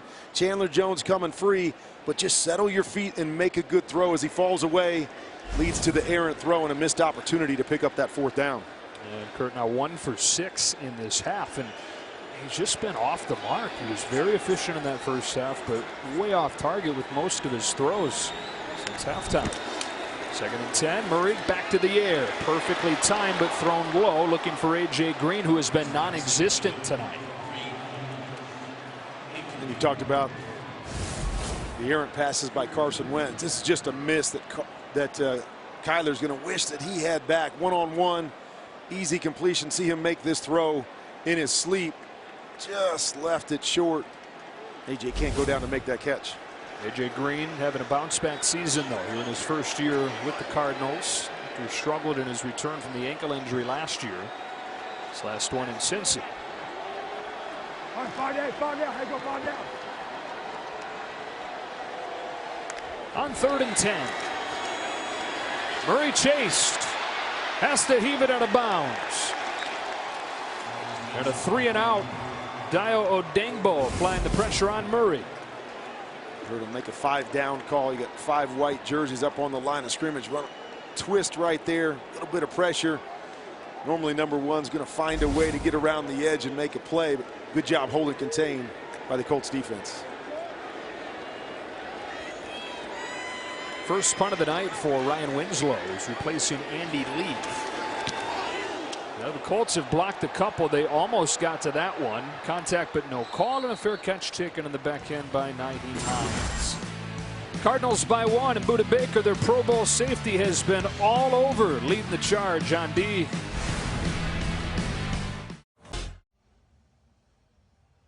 This NFL Network special is brought to you by Columbia Sportswear's Omni Heat Infinity, the gold standard in warmth. Hey, credit to the Cardinals defense for dropping Jonathan Taylor for a loss 6 times tonight. That's more than any other defense has done, but you keep on going down that stat line, and somehow Jonathan Taylor still has 94 yards, and we're still just in the 3rd quarter. As Colts trail by a point as they take over at the 25. Carson Wentz has been out of rhythm so far in this second half. They get him in the move. He delivers to Pittman for a first down completion, and we go down to Melissa. Well, Joe, we've talked so much tonight about the offensive line and COVID and injuries. How about a positive story? It's that time of year, the holidays, and time for presents. So what did Carson Wentz get his guys? Well, let's just say he knows them well. Steak, custom engraved bottles of bourbon, which he thinks are particularly cool, and Yeti gear. So really the complete package. And by the way, while he was at it, he said he got it all for himself too. Why not, guys? Yeah, we're not talking choice steak. We're talking Wagyu for the boys. Jonathan Taylor behind that well-fed offensive line gets just 2 3rd and 3. I mean, if you're buying gifts, like, check one more, right? Just go ahead and send one to me as well. Let's go.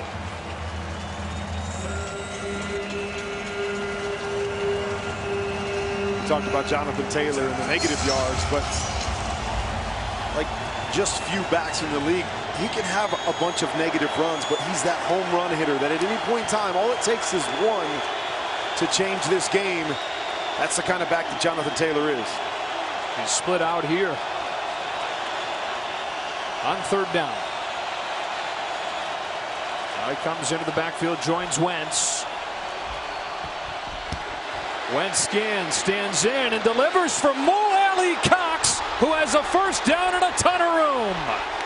Inside the 35, Alley Cox, who's been quiet the last few weeks, goes for 37 yards. Going to be on the inside of the bunch here. Just runs a shallow route. They put 4 receivers to the right.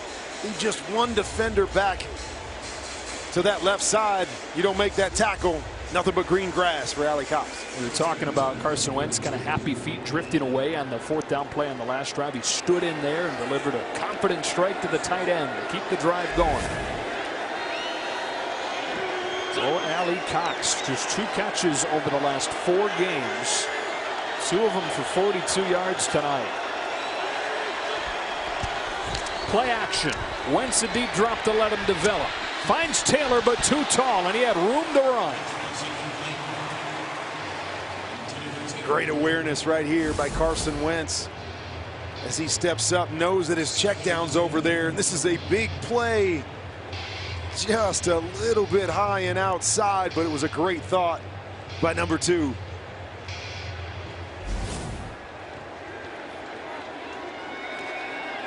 Second down and 10.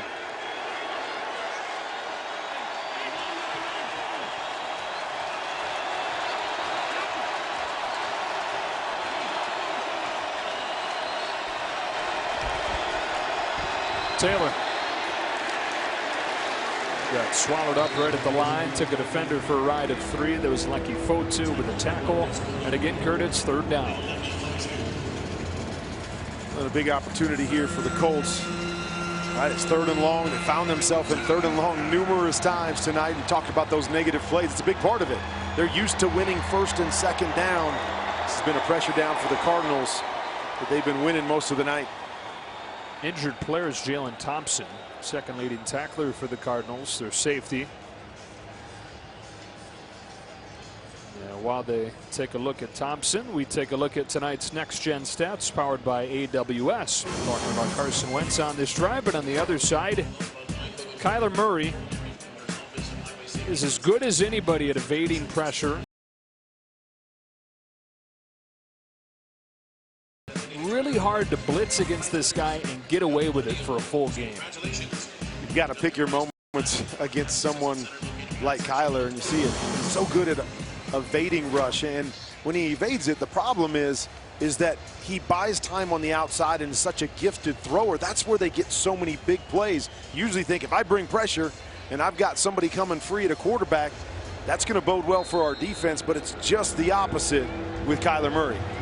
14 out of 21. First touchdown of the night for him. Gave the Cardinals their first lead earlier in this quarter.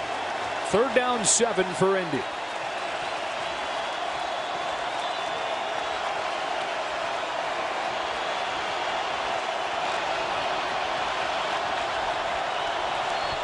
Here come the Cardinals. They roll Wentz away from pressure, and he delivers right on the money to T.Y. Hilton.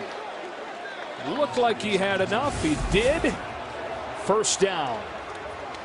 Quarterback on the move, it limits your options.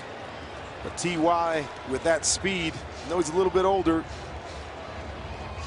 able to force the corner to be a little bit deep, and good timing there by Carson Wentz to put it on the outside shoulder, get just enough for the first down. There's a guy in T.Y. Hilton, no matter what he's dealt with this year in terms of injuries, you can trust on 3rd and 7, he's going to get you 7. He's still got enough speed to scare you on the outside. Got a touchdown tonight. Play clock winds down. Just get it off, and here comes Taylor. Right into the arms of the veteran Corey Peters.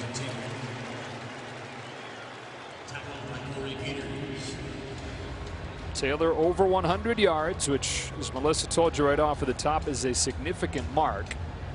The Colts this season 8-0 when he reaches 100 yards, and that's like, yeah, okay, probably. But the fact that they haven't won a game when he's not reached 100 is the bigger deal. So over 100 on his 20th touch.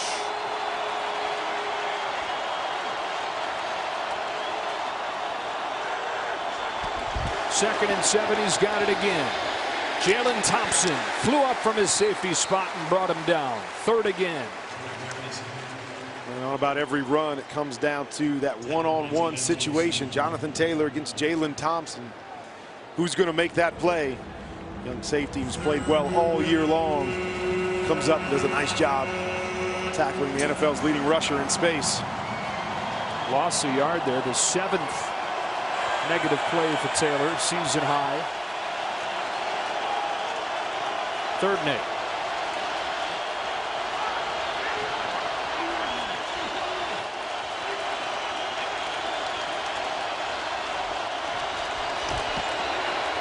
Wentz incomplete, wanted Pittman, defended by Antonio Hamilton. And they'll set her for a field goal try to take the lead.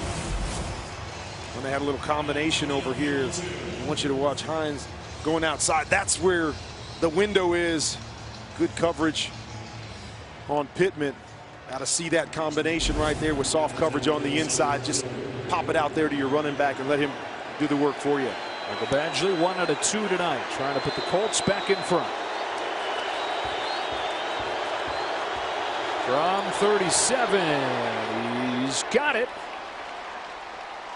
And Indy's back in front.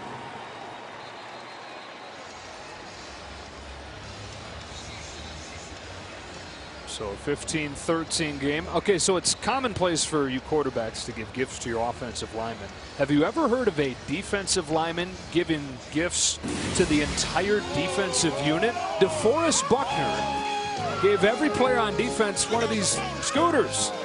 How cool is that? That is pretty cool. But I have to say, after the conversations we've had this week, it doesn't surprise me at all. Coach Wright, when we're talking to him, he says if there's one guy on this team that I would pick to build my team around, it's DeForest Buckner. And obviously they've got some great players on this team, but he just said that guy is such a tremendous pro and such a tremendous leader, and there's a great example of it. First 4 years in San Francisco, they got him in a trade last year. He was all pro in his first season. Another great season here in year 2. Greg Dortch back to return. A kick from Rigoberto Sanchez.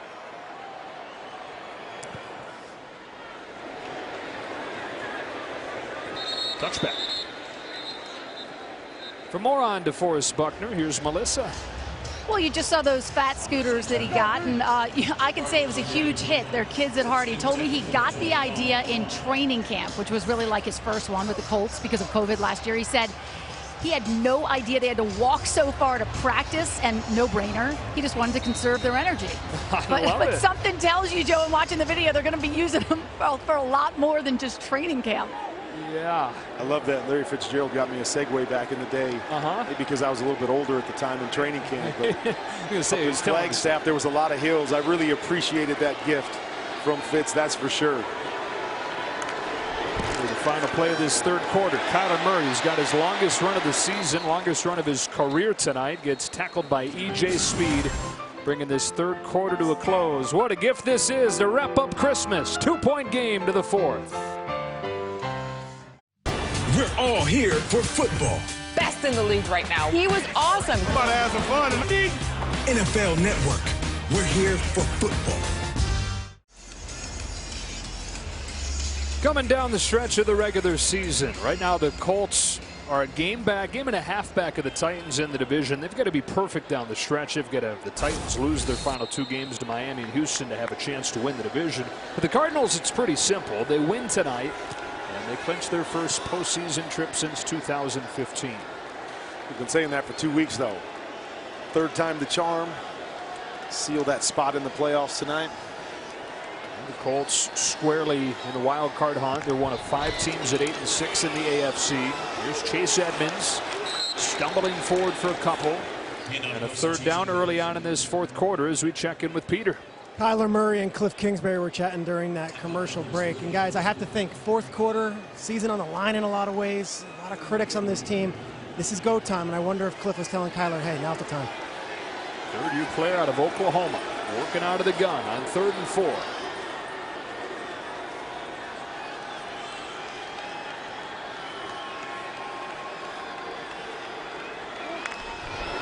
Colts rush only 4. Underneath, Christian Kirk stopped shy of the marker. George Odom was there. One of the guys getting a start in safety with the injuries. And it's going to be 4th and 1. Little signal out there as the Colts showed man-to-man and then dropped into cover 2. Had to throw the check down underneath, and good job by the Colts to rally, possibly force a 3 and out. They're going to go for it on 4th down at their own 35, and straight ahead they get it. First 4th down conversion in a couple weeks as Jonathan Ward touches it for the first time today. All right, time to be aggressive. As Peter was saying, it's go time. We've got to find something to get a spark going with this offense. Going for it, 4th down, their own 35-yard line. Maybe that's the spark they needed. Second-year man out of Central Michigan. Picks it up. 2-point game, 13.5 left. Fake to Edmonds. Murray sets up and throws to the feet. It is intended receiver. Quiddy Pay with the pressure, and it's 2nd and 10.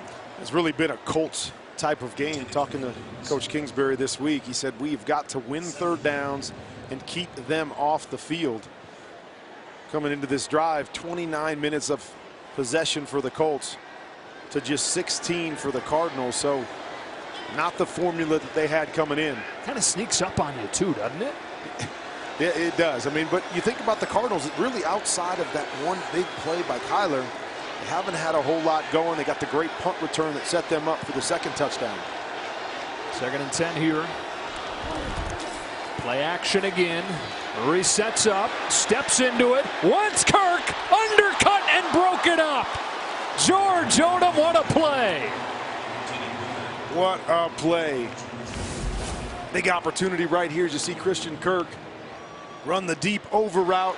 Nice stick to hold the safety off. Ball just a touch inside, allowing Odom to get over there and undercuts it and times it perfectly to knock it away with that right hand. That's the guy, Kirk, there in Odom, who leads the NFL in special teams tackles over the last 2 years. Getting his chance over the last month or so because of injuries and now the COVID situation, and they say that it seems like any time he does, he takes advantage. On 3rd and 10. Colts bringing the house. One-on-one. They hit it. A.J. Green. First catch of the night, and it goes for 33 big ones. No DeAndre Hopkins. The guy that they need to step up for them is A.J. Green. One-on-one situation right there. Kyler trusts him, lays the ball out there. Huge play at the perfect time for A.J. Green. 11-year veteran, 7-time Pro Bowler. First catch takes it to the 30.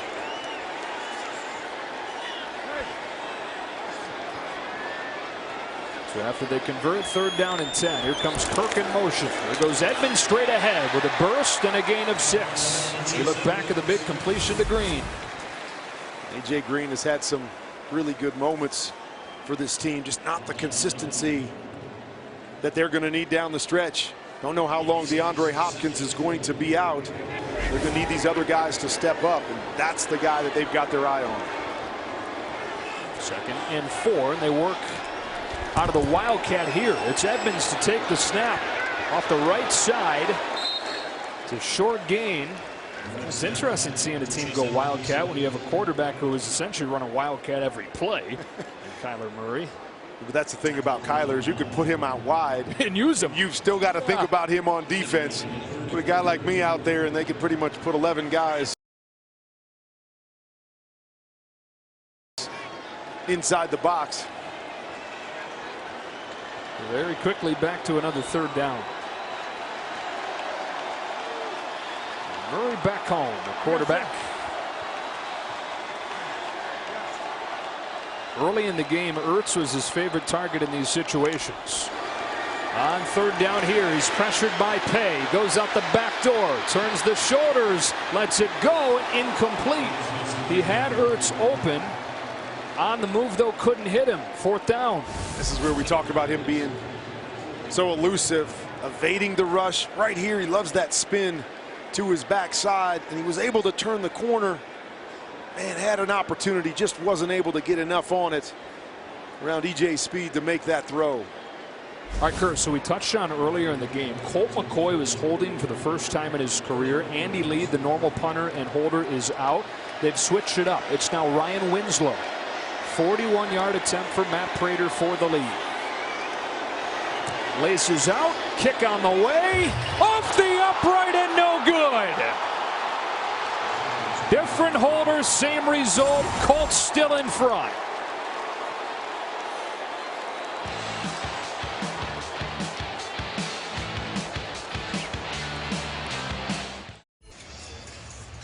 I mean, man, oh man, Kurt. The Cardinals trail this game by 2. They've missed 2 field goals. They've missed an extra point, and they've given 2 points to the Colts with a safety. Colts go back on offense. 11:07 left. Looking for their 8th win out of their last 10 games. And ready to ride Jonathan Taylor. Finishes forward. Got stopped by Budda Baker. Experience the first ever Hard Knocks during the season with these Colts. And you can get an unprecedented look at the lead up to tonight's game. Wednesday at 10 on HBO. And you can stream the entire series on HBO Max. Right about now, you feel like the Colts are saying, now it's just about churning out first downs, continuing to do what we've been doing this whole game, continue to win the time of possession. As you mentioned, that Cardinals offense just can't get on track.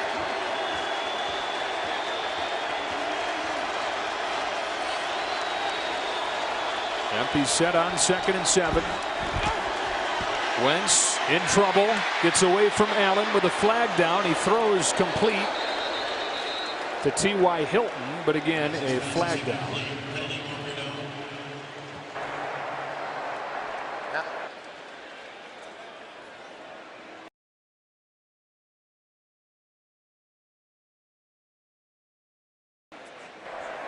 Holding. Offense, number 63. It's a 10-yard penalty. Second down. Stanley Pinter starting at center for Ryan Kelly. You're going to see a little twist game. The defensive line of the Cardinals. See that left hand getting up in there just to try to hold him off and spin him. Once you spin that number, that flag's going to come out. Most of the big penalties tonight have been on the Cardinals. This one moves the Colts back into the 2nd and 17. This is where you hope that Carson Wentz feels like he's got to make a play down the field, and maybe you can capitalize that on the back end. Talked about turnovers being the key for this team all year long. He's got one-on-one on both sides. Sets up and has a wide open Michael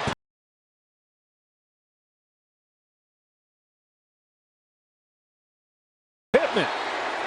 Boy, Byron Murphy looking around as if there's blown coverage in some aspect. Byron Murphy was running back into a deep half, expecting Budda Baker to get out there underneath the flat and help him. That's why they were such a big cushion on the outside. And Budda, reading the eyes of the quarterback, stays tucked inside. Chandler Jones, we've called his name a lot tonight, continues to work hard, give effort. Wanted a hold there, didn't get it. To a gain of 20 to the 44.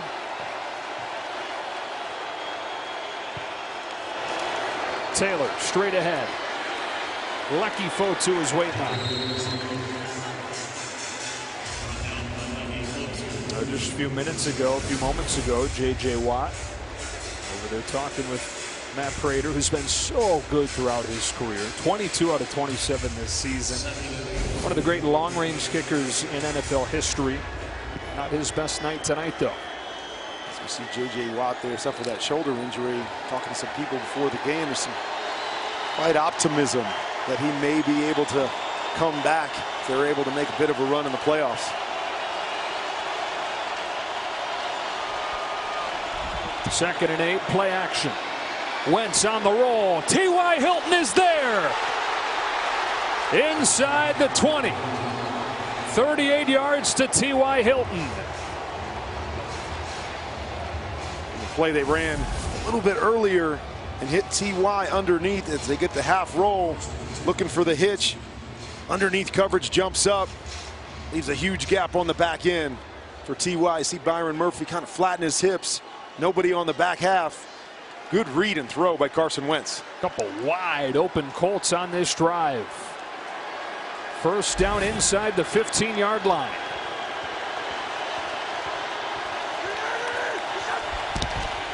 Jonathan Taylor. It has been tough sledding for him tonight. Gain of just a few. Carson Wentz, who they said this week at some point is going to have to be the guy. There's going to be a game this season where Carson Wentz is going to be stealing the headlines. Certainly wasn't last week when he went 5 for 12 and they leaned on Taylor. They leaned on the running game. He's over 200 yards in this one. 17 out of 27. Efficiency, efficiency, efficiency. When you've got a defense playing like this, you've got that run game with the back over 100 yards once again. Your job is to be efficient and don't make those big mistakes. One touchdown, no picks. On second down, climbs the pocket and goes down. Lost a couple. Chandler Jones and Josh Morrow just activated today. Even on a play like this, you drop back, think to yourself, maybe there's a shot to the outside. But instead of trying to force it down here in the red zone, just tuck it, get what you can get, and protect the football. Well, the issues, Kurt, that the Cardinals are having offensively, this feels like the game here trying to get a stop if you're the Cardinals defense. Limit this to a field goal. Keep it a one-score game. Without a doubt, you feel like the other team has dominated most of the game, but still, just a two-point game at this point. Don't want it to go to a two-possession game. On 3rd and 9, Wentz has all day with just a three-man rush. Back of the end zone. What a throw. There's Wentz making the play. There is a flag down around the line of scrimmage as Desmond Patton pulls it in. It's going to be a roughing the passer penalty on top of it, but what an incredible throw by Carson Wentz. I'm not even sure how he located him as he moves out of here and buys a little bit of time, and just unbelievable throw. Body going left, recognizes him up over the top of Budda Baker for the perfect throw on the backside. You see him just sneaking around the back of the end zone, but man, what an incredible throw right there by Carson Wentz. Just the second catch of the season for Desmond Patton. Touchdown's good. Personal foul. Roughing the passer. Defense number 94. Indianapolis has elected to take the ball half the distance of the goal on the try from the 15 to the 7.5 for the one-point try. And no small thing with this getting tacked down to the extra point, which is extra important, trying to make it a two-score game. Carson Wentz, have been talking about it all week. Can he be the guy? Doesn't necessarily mean throwing for 500 yards or throwing it 40 times, but in the fourth quarter when the game is tight, can they trust him to make the play? Well, and that was the guy he was in 2017, the guy that made the special play at the big moments. Extra point from Michael Badgley makes it a two-score game as Patman gets his second catch of the year, his first touchdown. This will access only on NFL Network. Tonight's electrifying plays presented by Hyundai, and there have been a bunch of them. The latest coming from Carson Wentz on 3rd down to the back of the end zone for Desmond Patman. Just a great play to continue to buy time. Patman sneaking back behind the safeties who are just playing with their eyes. They're trying to keep their eyes on Carson Wentz, decide where he's going to throw it, and just a great throw on his move, on the move to the left-hand side. Man, that is big time right there. That's the first two-score lead of the game for either side. 22-13. Cardinals will get it down 9, all 3 timeouts. Needing some Murray magic on this Christmas night.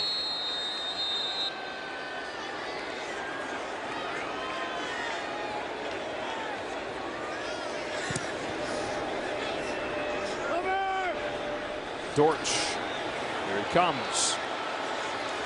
Greg Dortch to the sideline with his best return of the night. Back to that touchdown, Kurt. You're going to see here, you got Patman on the right-hand side who's going to sneak all the way back behind as Buda Baker sneaks into the screen. It's the eyes trying to jump anything underneath him, loses sight of Patman on the back end. Probably thinking to yourself, Carson Wentz can't make this throw anyways. And you just got to sometimes tip your hat to the other team and just go, man, that was well done. 3 big, long completions on that drive by Wentz. And now Kyler Murray. They run it on the first play of the drive, and Chase Edmonds has a nice gain, first down. You know, so the other side of the coin is Kyler Murray, where when the Cardinals are right, you never feel like there's a game you're out of. But lately, they just haven't had that oomph to be able to erase a deficit like this. And I have been here for a couple of their losses against the Rams and the Packers, and even though it felt like they got dominated in those games, it's exactly what happened, is they felt like they were still in it because of their quarterback. Wasn't ready for the snap, just kills it to the feet of Wesley, third down, or second down, sorry. But this has really been what it's all about, is these little mistakes right here, trying to communicate, move somebody off the ball, snap, just got to throw it away. Somehow, some way, they've got to get back to those details that led them early in the year. We're 10-2. They've dropped back-to-back games.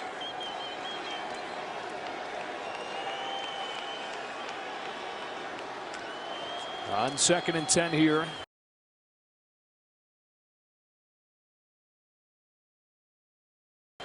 Murray throws underneath.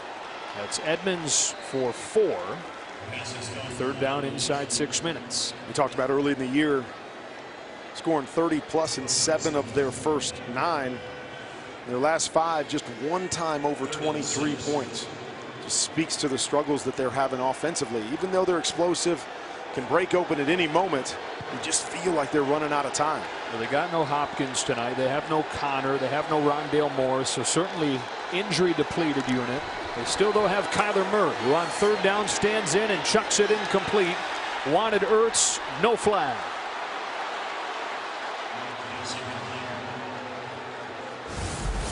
One-on-one inside fade right here. Tough ball to complete when the coverage is off. A little bit of contact right there, but going to take a perfect throw by Kyler Murray to complete that one. Fourth down, they're going to go for it.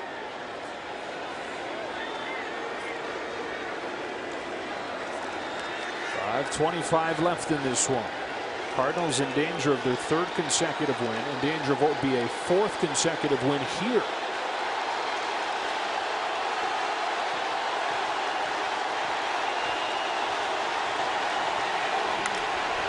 Colts bring pressure.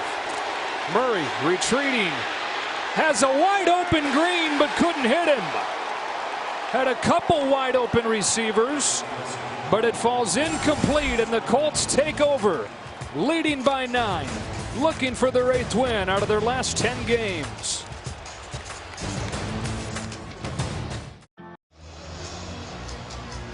Well, the Colts are 5-19 away from solidifying their place in the wild card picture. Still technically a chance in the division, chasing the Titans, although they got to be perfect down the stretch, and hope that the Titans are the opposite of that. They take over at the Cardinal 42 after the turnover on downs. And it's Jonathan Taylor stacked up at the line. No gain. Go back to that 4th down play, and the Colts being aggressive, going to bring an all-out blitz. You're going to see A.J. Green from the left-hand side, and Kyler Murray does a nice job of buying time, but there's a little double clutch right here. If he makes it on the first throw, he's got an opportunity for a big play. Double clutch, not able to get enough on the football to get it to the breaking A.J. Green. 4:44 and counting. Cardinals have all 3 timeouts, but trail by 9. Colts trying to grind some clock behind this very depleted O-line. It's Taylor again. It's Kennard bringing him down for a loss.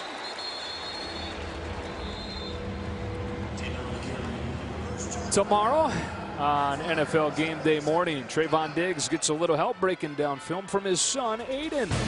And Sanamuch and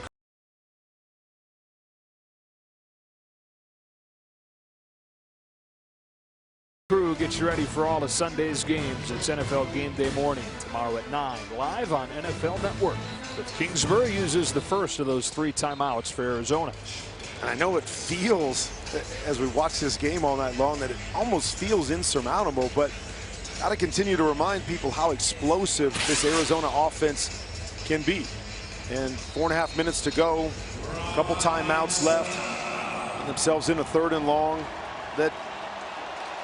And that guy's on the field, number 1. You believe you have a chance, and these guys in red believe with that guy out there, 4:28 to go. This is by no means an insurmountable deficit. They lost the finale last year to the Rams to keep them out of the playoffs. They've lost their first 2 chances to clinch a playoff spot this season. They do a nice job on Taylor on this drive and will force a quick punt. There's the 2nd timeout with 4:23. It's about as good as it could have gone right there for the Cardinals, but up to this point, even though they've had some big plays offensively, missed opportunity after missed opportunity. 7 points essentially left out there on special teams with the 2 missed field goals and a missed extra point, and then 2 given to the Colts on the safety. That's 9 points. That's the gap in the score. Well, and you just think about one of those. Take off 2 points here, you take off 3 points there, and this game is completely different in terms of just a 1-score game.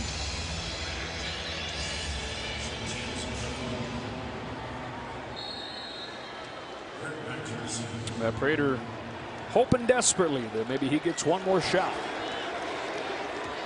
Sanchez to punt it.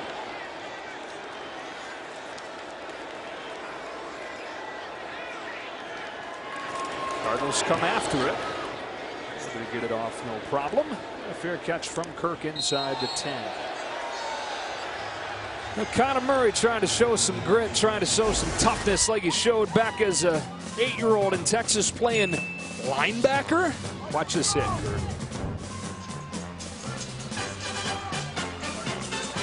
Oh, yeah. Still got that speed and explosiveness. We're number 1. No question. When do you think the last time he played linebacker was? That game that we just saw right there? Probably wasn't too long after that, as he became one of the all-time great high school players in Texas.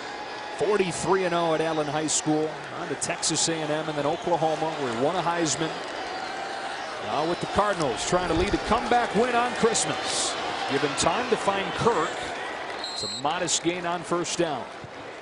And the question really becomes, it's not about number 1 and can Kyler Murray make the big play, but who's going to step up and make the big play on the outside? No DeAndre Hopkins. Who is that game breaker? 4 minutes. In rhythm has Ertz. It's enough for a 1st down, but he's not going to be able to do this and erase a 9-point deficit. I would just 1 timeout to go. Have to start weighing. Of course, you want to get a couple 1st downs and get into a bit of a rhythm here. But you can't keep checking it down all the way down the field. Flushed out of the pocket. Murray to run. To the sideline. Reaching the ball past the sticks. A 1st down inside 3.5. He just hasn't been able to make that special play as he's buying time. He had obviously the big run in the 1st half on more of a designed run off of the RPO, but you usually see him get 1 or 2 of those big plays as he breaks contain, and Colts defense has done a nice job covering on the back end, plastering, as they say, on the back end, to not give Kyler that big throw. Remember, this is a Colts defense down 4 starters, including its best player, Darius Leonard. Edmonds, one-handed grab, made the first man miss. That was Leonard's replacement speed that fanned on him, and he turned it into a gain of 16. There you go. Nice job by Kyler Murray, trying to go to his right-hand side. Want to take a chance with it, flip it back to Chase Edmonds. He is a guy that can make big plays out of the backfield. He's open again. Feeds him again. This time gets 7. Under 3 to play.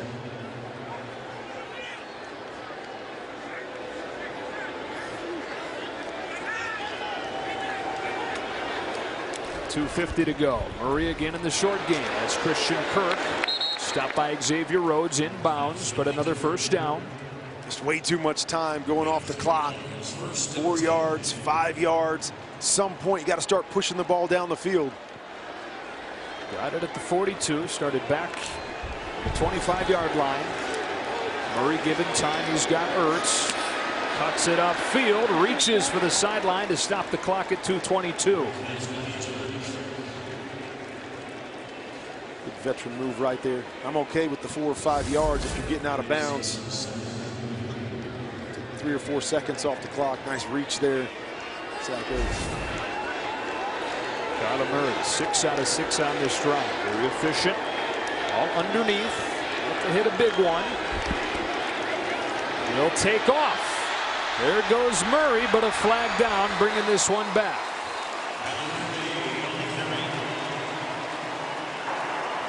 Holding. Offense. Number 73. It's a 10-yard penalty. Still second down. Max Garcia, the 10th penalty of the night on Kingsbury's team. Pretty easy call right here in the center. Max Garcia locks up as soon as Kyler breaks to the left-hand side. You see the pull of the jersey. Official right behind it. 2:16, 1 timeout and the 2-minute warning. Down 2 scores.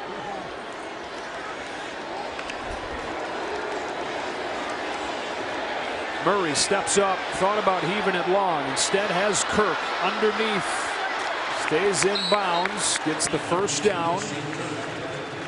That will bring this to the 2-minute warning.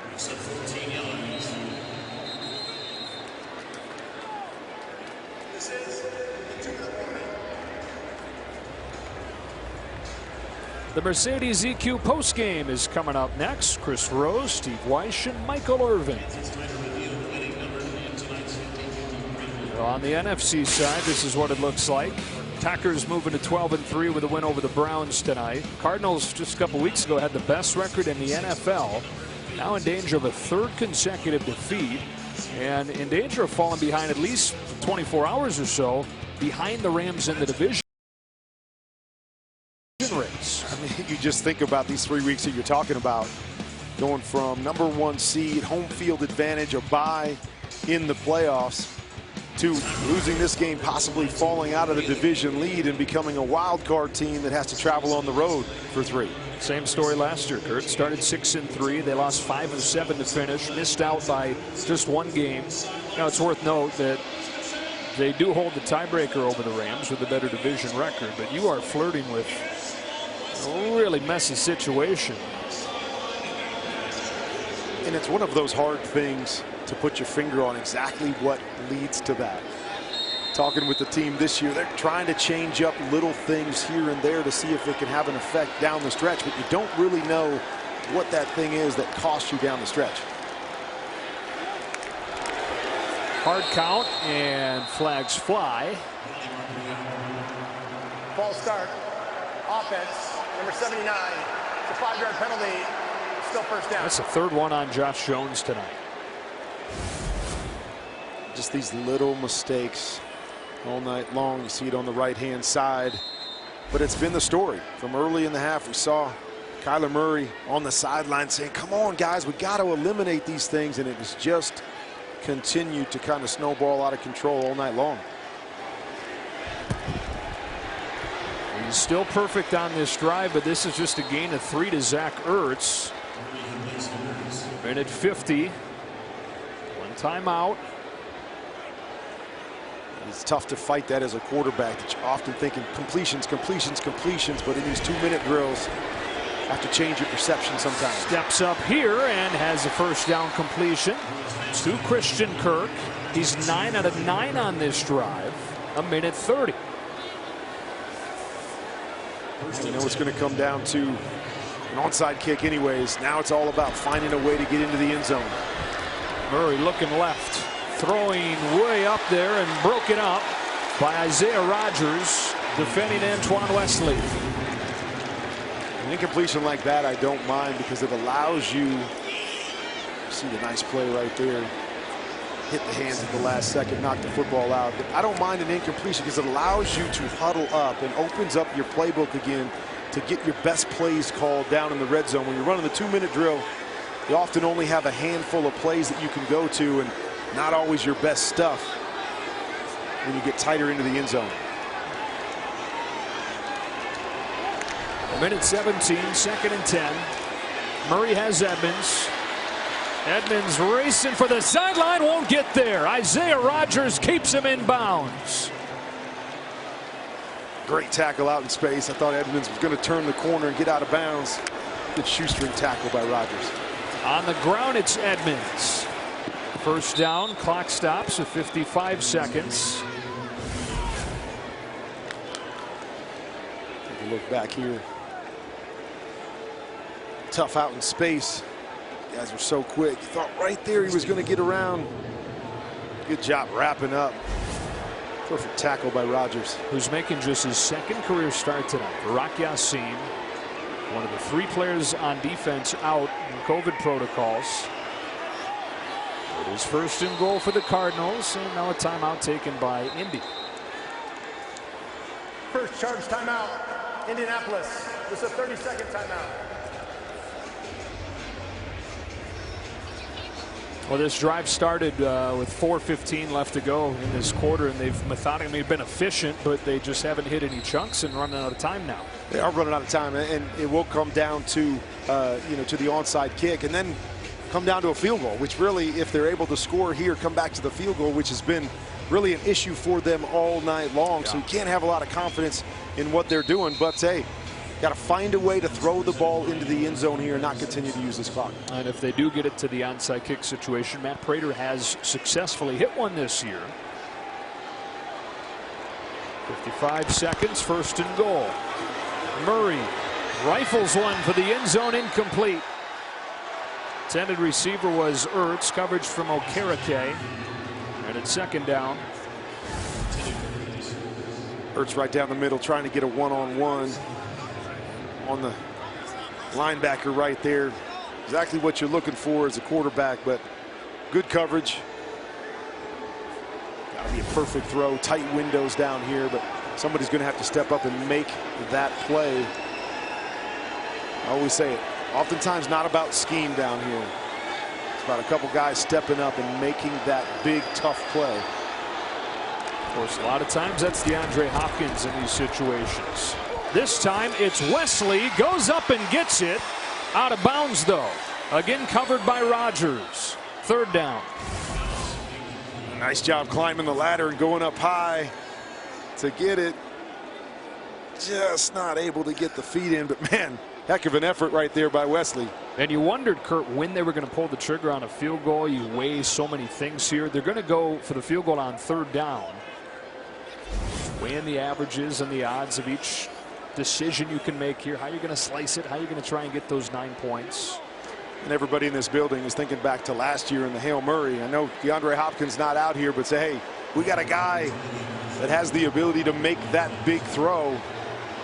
Same direction that they're going right now. Of course, this is a completely different story here for Cliff Kingsbury decision-wise. Had they made the couple of field goals earlier, not missed the extra point, knocks this one through. And so a 6-point game, and so an onside kick coming up from the veteran. One more look at where the Colts are in the AFC playoff picture. They're one of 5 teams at 8-6 coming into the weekend, trying to solidify their spot in the wild card standings. It'd be hard to track down the Titans for the division, but Colts not a team that anybody wants to see with what they have going with Jonathan Taylor, what they have with the defense when they have everybody healthy.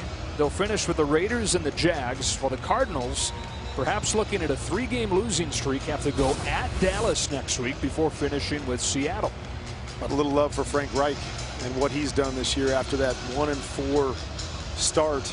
Keep his guys going, keep his guys battling some injuries early on. And as you said, probably not going to win the division, but what a wonderful job of keeping these guys together. Got them playing their best football down the stretch, which is so much what it's about on making a run to a championship. Who are the teams playing the best? Not just who gets into the dance, but who's playing the best come playoff time. Kyler Murray watches, hoping for a chance here. Special teams have been so good for the Colts. They're going to use one of their last 2 timeouts to talk about this and evaluate what they saw. We welcome you back inside one more time. Merry Christmas again. It's been fun being with you. Congratulations on the movie coming out today. Thank you very much. Merry Christmas to you. Merry Christmas to everybody out there. Thanks for joining us. It's been a fun Christmas. Busy Christmas, but been a fun Christmas. A couple great NFL games. Packers and Browns went right down to the wire at Lambeau. This one has had moments where it's felt like it could go completely off the rails, but has stayed relatively tight the whole way.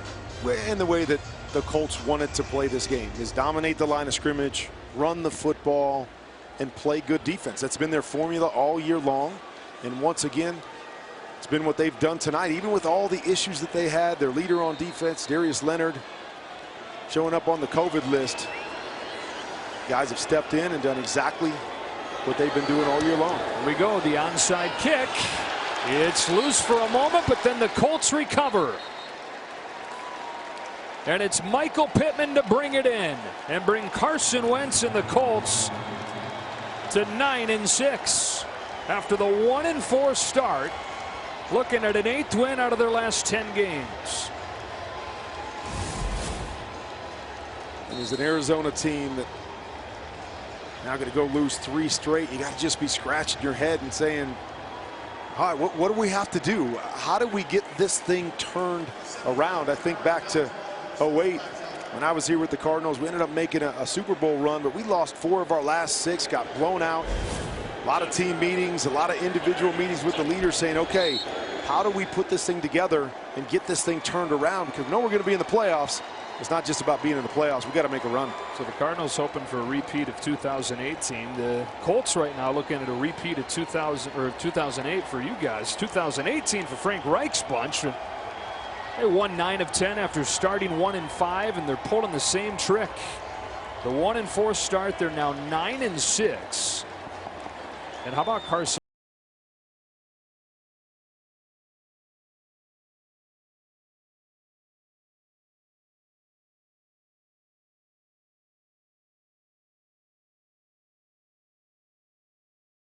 Connor, it's going to be Chase Edmonds carrying the load today, but